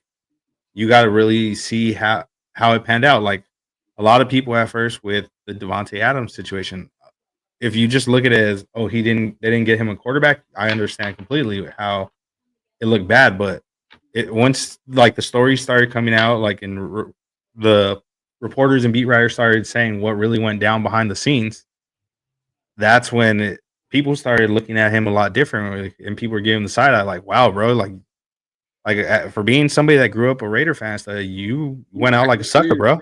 Yeah, you were acting weird. You went out like a sucker. Like if you would have just kept it a buck, and if there would have been some transparency, and you would have just kept it a buck and said, hey, man, like you guys promised me a quarterback. I've been expecting a quarterback. It's a couple years now. You haven't got me one. This isn't working. I don't want to be here. If you would have just straight up from the beginning of the offseason let it be known like that, folks would have respected it. It would have been okay, cool. Well, if you want to go elsewhere, then you go elsewhere. It's all good. We'll find the best situation for you, and people will still have love and respect for him and be like, I wish him the best. But the way he went about it, bro, it was some sucker shit. Like that wasn't cool, bro. You don't lie like that to teammates and to people and be like, yeah, I want to be here, this and that. But behind closed doors, you doing some other shit. You plotting your way out. The way Marshawn did it was the way you're supposed to do it. He finished out the season, and I want to say, what did he get hurt, or was he hurt at the end of the season? I think he might have got banged up a little. I think so. Yeah, and then like he did what he was supposed to do with coming to play for your hometown team. Yeah, he filled his obligation. Devontae Adams stays on this team, man. We maybe. Sorry, my phone died. Barely make it a playoff. You good, bro? Oh no, yeah. Hey, look, I wanted to ask you, man. What flavor was them wings you was eating? Man? What's that? What flavor was them wings you was eating? Oh, they look sorry, good. man. I had to eat, man. They were hoisin. You good? Yeah, hoisin. What's that flavor? I like it's like a Korean barbecue. Ooh, okay. Okay, that sounds intriguing. Flake? What's that? Did it have the pepper flake in it? Oh yeah, the little pepper flake and then the green onion. Ooh, wow. Okay. That sounds bomb. You just gave me some. Pause. Yeah, dude, I had to eat. I was like, Oh no, I ain't mad at you. So I like, no. Did, bro. So I it's actually one of the longest episodes we've done. On so I ran like, I ran like 12 miles today. Because I know I'm going to eat and drink a lot today and tomorrow in preparation for the draft. So I'm like, man, I got to up my cardio and lift a little bit more because I'm going to eat and drink a little bit more. Gotcha. I'm eating in preparation for my birthday. Yeah. When's your birthday? It's Friday. I'm doing a lot of drinking and a lot of eating. Oh yeah. By the way, where did Cory go? Oh, so Cory, Mr. Hollywood, bro. You didn't know by now. Once that hour time limit reaches, his manager lets him know, like, hey, bro, that's it. You filled the contractual obligation. So he's high speed. He's out. Yeah, he's out. And folks already know now. It's a weekly thing where it's like, okay, once he's out, and it's all good. Usually, me and whatever guests we have, we'll hold down the fort, and we appreciate you for joining us, Jimmy. So what's up with tomorrow? Are we doing like a little live? You want to do like a little live little thing tomorrow, or what's the take tomorrow? So tomorrow I actually have a pre-show an hour before the draft with my guy Raider Rundown. We're gonna do one for our show, Blunts and Rundown. Breakdown. Shout out the Rundown. Yeah, we'll do a little pre-show there where we discuss possible scenarios. We may do a little mock draft, one for him, one for me, of what we would like to see happen, possibly. And then when we go after, like when the draft goes live, I'm actually going to be joining both Phil Robinson and Phil Jones on a live draft show with Good the guys. Unfiltered. I like both those guys. I'm not sure. I think you are cool with them. Oh yeah, no, I'm good with. I'm good with. I'm good with both. All them guys. I follow. If you'd like to join us on the show, you're more than welcome, brother. Yeah, no, hit me up. I'd love to. They're good guys. I love those guys. Yeah, I'm gonna be. They take so much flack. I'm gonna be in the comments of everybody's live. Phil Robinson and Phil Jones are such good guys. I'm gonna be in the comments of. Yeah. I'm gonna be in the comments. Yeah, those are my guys. I fuck with them heavy, bro. Because I'm gonna be in the house and I'm gonna be in here and I'm gonna be just watching it right here. Oh yeah, bro. You know what I'm saying? Oh yeah. And I'm having a party because, like I said, bro, I'm coming into my birthday, but we got the number 6 pick. So I'm like, bro, I'm like, hey, so I'm hoping for the best. What size shirt are you? Who? Which? Me or birthday boy? You. Extra large. Warrior. Extra large. Okay. Yeah. I was just saying because I for your birthday I'll DM me your address. I'll DM you I'll DM you. I'll mail you out something something I have from training camp. Oh man, hell yeah! For your birthday. That's dope. Hell yeah, that's love. And it's your. Because I have so much dude. I have so much fucking Raider gear, man. I gotta thin out my stuff, man. Hey, if you have any bucket hats or old beanies, I do. You know what, Mike? I have an extra bucket hat. I could swing you a bucket hat. I'm a big bucket hat guy. Summer's coming up. It's starting to get hot out here in California. Is it Jimmy Tech? Can I? Yeah, Jimmy 3 Tech. No, because the team will still send me stuff because I'm still cool with the equipment department. They'll send me stuff every year, so so I get I'd say my new gear, my swag. I seen last year. I was like, damn. I seen you with that exclusive shirt that Telesco had. I was like, damn. See, yeah. I was like, okay. That'll make my birthday, man. I ain't gonna lie. Yeah, that's dope. Hell yeah. But no, that if you know me, I have loved the game, and appreciate. I growing up being a defensive tackle, nose tackle. Mm-hmm. There's so many players I love and admire, and God bless Mongo. You can be a fan of the game, a fan of the sport, and I don't want to get emotional. He had ALS. He was battling it for years. Great family, super awesome dude. Texas guy. I'm not that I'm a Texas guy. I grew up, but I live in Texas now. But I had to wear the Mongo tonight, for him. Yeah. Oh, good. That's a legend. Totally. And that's the thing about me is I have so many different defensive, believe it or not, we're getting off subject here. One of my favorite defensive tackles was a fucking monster, Gilbert Brown. Okay. If you remember Gilbert Brown. I'm not gonna lie to you. I don't at the moment. You gotta give me some insight. Yeah, I'm a little loaded, and my memory is not the greatest from back then. He played next to Reggie White. Okay. Green Bay. Wow. Okay. He was big. Green Bay. So when we're done with this, look up Gilbert Brown. Okay. The other Brown that I was a big defensive tackle fan of was Jerome Brown. Yeah. Philly. He played next to Reggie White. Okay. Kind of weird. Gilbert Brown, Jerome Brown. I'll definitely check him out. Yeah, check him out though. But yeah, he's one of my favorite. Yeah. Both Browns. But anyways, no. But I had that.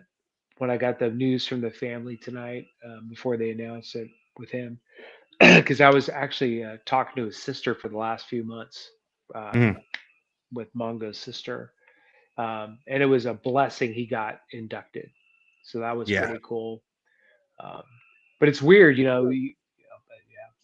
But yeah, so tomorrow night, I'm excited. I'm like I said earlier, this morning. I said I don't give a fuck who we draft. I just want to draft someone or draft everyone that's going to be Yeah. a consistent So plugger for our organization for yeah. years. Um, it's Spytek's first draft, so it's going to be kind of unnerving. Last year, Telesco kind of did a pretty damn good job. So to be one and done, Can't lose with a Georgia. Yeah, so it's like Bulldog. the bar's kind of set kind of high. You really got to set the tone, bro. This is Yeah. first year, the new regime. You gotta set the tone and really build a culture here. And before I ask you guys the last question before we wrap what's this up, I see somebody in the chat that asked a question, a good question. He said, "So the QB the media has criticized the most in the draft has been the best quarterback in the past few years. Any chance we still grab him? If he's there, yeah. if he's there, I don't see how we don't. There, If he's there, I don't see how we don't. But hey, I if hope he Cleveland doesn't take him. yeah, I hope Cleveland doesn't. I hope New York doesn't. I hope he falls into our lap. But we'll see.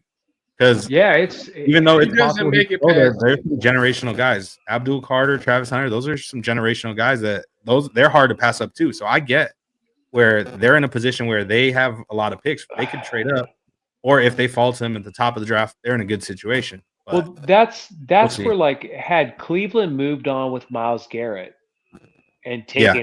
taken Carter, right?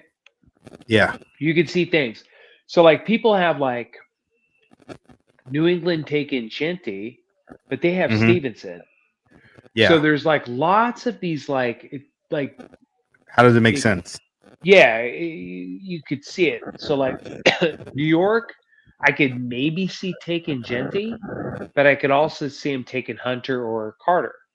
Yeah, that's why I still think I can see Cleveland taking them. The part where I'm like, it's a possibility too, though, that they don't is just based on personnel, coaching wise. Their offensive coordinator, Weiss, he was actually Jalen Milroe's offensive coordinator at Bama the year before the Washington staff took over there. Yeah, but that's why I still think Cam and Sanders go 1-2. Yeah, could be like flip flop. It could be Sanders 1, Cam 2, or Cam 1, Sanders 2. It could definitely be a smokescreen. But if he's there, I'm gonna pray. I'm gonna pray tonight in the morning before we go. That's why I asked. I said if at 6 we have Sanders, Hunter, or Genty, who you taking? Out of those three, I'd say Hunter. But me too. In rankings, it's Hunter, Shador, Carter. But that's just off of the dire need. Genty. Oh, Genty. Okay. So if there's Genty, 3 names, Sanders or Hunter. Obviously, I'm doing Hunter, Genty, Sanders. Okay. So but think about that. I'm gonna go Hunter, Sanders, Mimbu. I just can't put Genty. I mean, his value that early is just. And I'm putting I'm just trying to be. I'm putting those 3 guys in that universe because you imagine tomorrow night we're sitting here and we've got all this fucking bullshit. We're watching TV and they're saying, "Can you believe that Sanders is available at 6, Hunter is available at 6, and Genty's available at 6?" That would be insanity.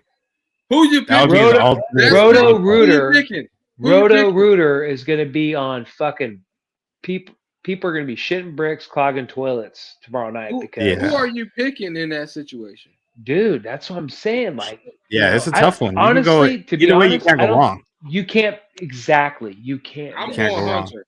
So, in my opinion, at 6, there's a lot of guys that you can't go wrong with. So Mike's like, I'm taking Mason Graham. Put it in. Those 3. Yeah. In those 3, Mike. In those 3. Who are you going? In those 3, in order, I would go. It would be Travis, Shador, then Abdul for me, just based on need and also personnel that we have. So I'll ask you guys this though before we wrap this up. What are 3 names that if you, as a potentially, if you heard their name called at 6, that you'd be 100% okay with, where you're not complaining, that are realistic possibilities that could be there at 6 for us to pick? Shador, Mimbu, and Walker. Okay. Jimmy? Johnson, Membu,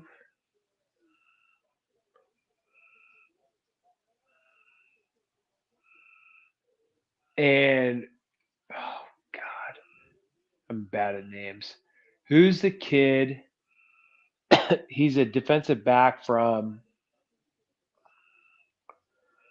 Texas or yes. Dave Baron? Yes. Yeah. Okay. Those Okay. are those are. I think we go either. There's either going to be. I like that. Pause. I mean, those are the Okay. three that I really. We're either, Okay. but the problem is, I think we're stacked at O line. Yeah. Unless we're gonna swing something with. I think the Colton thing is all smoke and mirrors. I think he gets paid eventually. Yeah, I I think need it's just. that. I think it's just drop. I know how the league works. They like to leak shit to make it. Yeah. You know, it's Something as a possibility. honestly, listen. Honest to God, we're like a more sophisticated version of WWE. Mm. Facts. Mr. That's Davis true said facts. Mr. Davis said something to me long before this genre was introduced, and he said the most realistic television is professional sports. I know I sound like Donald Trump when I said that. Sound And I was like, Al realistic? What do you mean realistic? What do you mean reality, realistic TV? He said real. It's real. This is real. And then fast forward 20 years, someone else, Mark Bedane, said the same thing, but regurgitated. He said, we have the most ultimate reality TV series on the planet. Yeah. And like that it like I remember when Mr. Davis told me something similar, when I was 15. And I was like, holy shit. And it makes sense. And Yeah. so it's the same model. And so whenever I see stuff pop out, like on social media or whatever, it sells, right? This is Yeah. it's a business. And so everything is just a business. But yeah, I see us taking John. You sold me on Johnson like 3 months ago. I want Ooh, to say me or Trey? you Me. Oh, you were okay. high on Johnson I was honestly for for me it was months. for me it was really the avoiding the 40. That's really scary to me because it's like I know he looks explosive on film and stuff, but it's just I got to know that just because we have a good D line, but we may not have that Michigan D line where you could sit back and watch the receiver break on the route and then the quarterback's already getting hit. We may not have that. He's He the was hurt sleeper last guy I year, think too. we take. Yeah. He was Him hurt and the last kid, year. guy. the kid from Texas. Yeah. Okay, Because so I He took a look lot at of time off the field last year. Johnson did. yeah, that I just look at our weakest spots in that are running back, linebacker, defensive back. Those are like our three like really key components that we really need someone. Yeah. And I think if Hunter's gone, if Genty's gone, which I think he will be, I don't think he falls to 6. I think someone trades up for him, like someone with Jacksonville. I can see Chicago maybe. I can see maybe a Or Chicago. Dallas. Yeah, that's what I'm saying. I think someone trades up for him, pays a haul. Yeah, because they got weapons on offense already. They have receivers, they got tight end, they have a quarterback. So I think Etienne's in do his it. last year. The only reason I think if Genty's there at 5, Jacksonville may take him because Etienne's in his last year. I think because I know It'll be a real nice signed- complimentary to I think they opposite. signed Tank Bigsby. Lawrence long term. I don't think they extended Etienne. So Yeah, I mean, it's one of those things where I think Genty may go 5. So there's Yeah. so many variables where it's like, and that's one of the things I do miss about being in the league. When I'd walk into The mid- Reggie's office and he'd have like the scenarios fucking- and everything. the what F board, and Kenny Norton would have his fucking baseball bat and a cigar in his mouth, and he'd be like, "We need to draft linebackers," and I'd be like, "Fuck yeah," because Reggie was a linebacker and Kenny was a linebacker, and even though I was a defensive tackle, I was like, yes on the linebackers, and it was just selling it for everyone else, and they would get pissed off. But yeah, dude, Yeah. Yeah, that's yeah. the interesting thing that I definitely do with my colleagues. When we discuss this, because we go over scenarios, like we practice like the mock drafts and stuff. I don't like to post them just because people always shit on your opinion, whether it's a good one or a bad one. So it's like I'd rather just keep that to myself or within my circle where it's like we can be critical, but we get fair analysis and it's all respect. So it's scenarios where, okay, let's say we go this route. What are the scenarios that could happen? We go this route. Let's say we draft a quarterback or in this round or this round. And also think of guys that complement this guy or Gino, or you get me? Think about Because stuff it like that in changes different scenarios. 30, but people don't understand. Like when you make a pick, it changes 31 other scenarios. Yeah. So everybody's 31, board changes up. right? Yeah, So not just your board. Everybody's board it changes. changes it up because if you needed that, if you drafted this guy, that could have been 15 other guys' need or Yeah. plug or 14 or Mhm. 12, and then they draft, and that changes the whole other. I mean, it's a Yeah. whole other metric that you just. Yeah. It And I may don't sound get too. insane.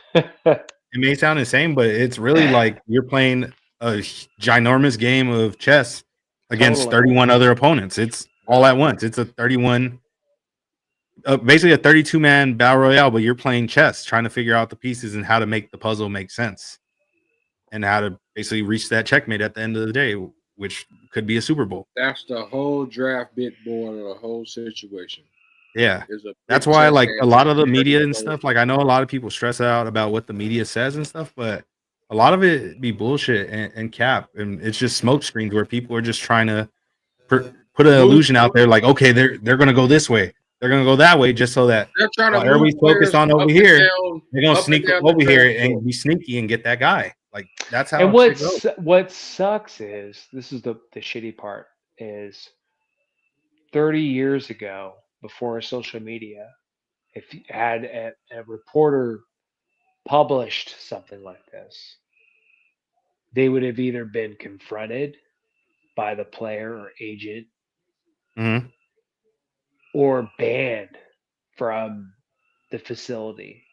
Yeah. And now they're given this fucking carte blanche because they know that if there's some sort of response by the players' camp, they'll get dragged by someone or whatever. I mean, it's Mhm. like we live in this like um, fucking hall monitor society, like a tattletale society that you can't do anything or say anything without it being criticized or publicized. And Mhm. back in the day, if had you disrespected someone like that, you had to put it in paper, and like it had to be like an editor had to say, okay, I'm gonna run this and print it out, and someone's gonna buy it because you're Yeah. paying for this. Now you're not paying for it. It's all social media. It's free. Yeah. Unless they So put it on a that's paywall, but yeah, a lot of it's free. yeah, a majority of it's free.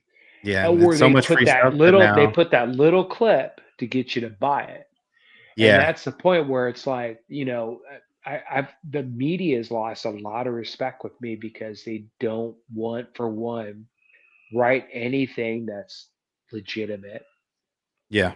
and two, they drag a lot of the athletes. And For no I mean, reason. yeah, I mean, the athlete is the athlete, and my position is that, and they don't talk about this, and I won't ramble, is that if I'm a player and I'm on the team and a coach says this is the fucking play, I run the play. That's my assignment. Now, if I don't make a sack or if I don't do anything on that play, that doesn't mean I didn't do my fucking assignment. But the reporter doesn't say that. The reporter is going to say, look at this guy. He's not doing anything. Mhm. Because maybe that's not my assignment for half that game. Maybe my assignment's to lock down this side of the ball, to open that side of the ball, to create diversion, whatever the fuck it is. Whatever.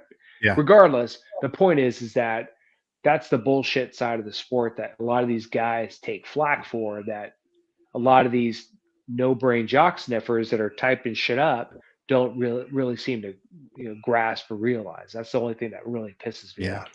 Because I don't. And the part that sucks about it is a lot of this stuff that they're putting out is BS, and it sucks to say, but a lot of fans are sheep when it comes to the media, where it's like just because they're professionals and they're experts, they listen to what they're saying, and it's not even they don't even bring up an opinion on their own. They don't even get their own opinion or gather their own thoughts. They just go off of what somebody else says, and it's like, okay, yeah, he's right. And it's the guy that tweeted about movement. Christian Wilkins' foot had like 100,000 followers, and I'm like, are you like, how the fuck do you get 100,000 followers and tweet this kind of bullshit? Like, because I tweet bullshit all the time too. I don't have 100,000 followers. I said Antonio Pierce was going to get named head coach before anybody else even said it, when it was a hypothetical, and someone said, hey, if Josh got fired, who would you hire? And I said, well, from my experience, this is who's going to get the job. And he got the job. I don't have 100,000 followers. I don't have 100,000 followers. Some of the stuff is just real critical thinking and stuff. It was the guy that went against the actual situation. That's what those guys do. They go against what they think it's going to be. They like to be edgy. And then when that happens, when it happens, they win. When it happens, they win because they're like, oh, you went against the grain, and then you said what you thought that was going to happen, and then it happens, and then all these people are like, oh my God, he's a genius. Yeah. And no, he was just being an asshole and going against the grain. That's what he was doing. No, that's real. That's real. But yeah, it's been well over 3 hours. I appreciate everybody that's joined us, and Jimmy, I definitely appreciate you. You're definitely more than welcome to join me and the Unfiltered Truth on that live show. I'll definitely let them know. Message Phil today. I'll let them know so we can figure that out. And Timberwolves and 6. No. It's Lakers and 5. It's Lakers and 5 all the way through. I agree, Jimmy. Timberwolves and 6. No, Timberwolves and 6. I'm sorry, I don't even know. I don't know the result of what your guys' game was, but. You might still Lakers and 5. I'm gonna just keep it at that. Lakers and 5. Hey, yo, black team. Yeah, but everybody, I appreciate all y'all. This is a good time. This was a good time. I appreciate the invite, bro. It was fun, and we definitely got to have you on for your own episode as a guest again. We'll definitely schedule that. I'll be a little more clean shaven next time. all good. But yeah, we appreciate everybody that's been on there. Jimmy, where can the people find you? Like Twitter, Instagram, not the cornhole. That's what. Yeah, I mean, just on X, just chilling on X, being silly. I got my, you said my Zen. I got my Zen side, and then I got my football side, and then right down the middle. So, but no, that's where you can find me most of the time, just chilling. Oh yeah, most definitely. And if you guys haven't yet, make sure you like, subscribe. Also, make sure you follow the BTB page on both Instagram and Twitter. Twitter, it is Black Team Biz, BIZ. On Instagram, it's the full thing, Black Team Broadcast. Make sure you follow my co-host, Big Cory 00 on both Twitter and Instagram. This is his channel. Make sure you subscribe to it. Follow myself on both Twitter and Instagram, Michaelvelli24. Just don't do no weird shit on the internet. But other than that, I appreciate all y'all. And everybody just have a good night. Relax. No decisions have been made yet. Anything that you see and you keep, nothing has been made yet. Final. So just calm down and pray for some positivity and a great decision at 6 tomorrow. But we appreciate everybody for joining us. And all I got to say is Black Team, you bitch. Hell yeah.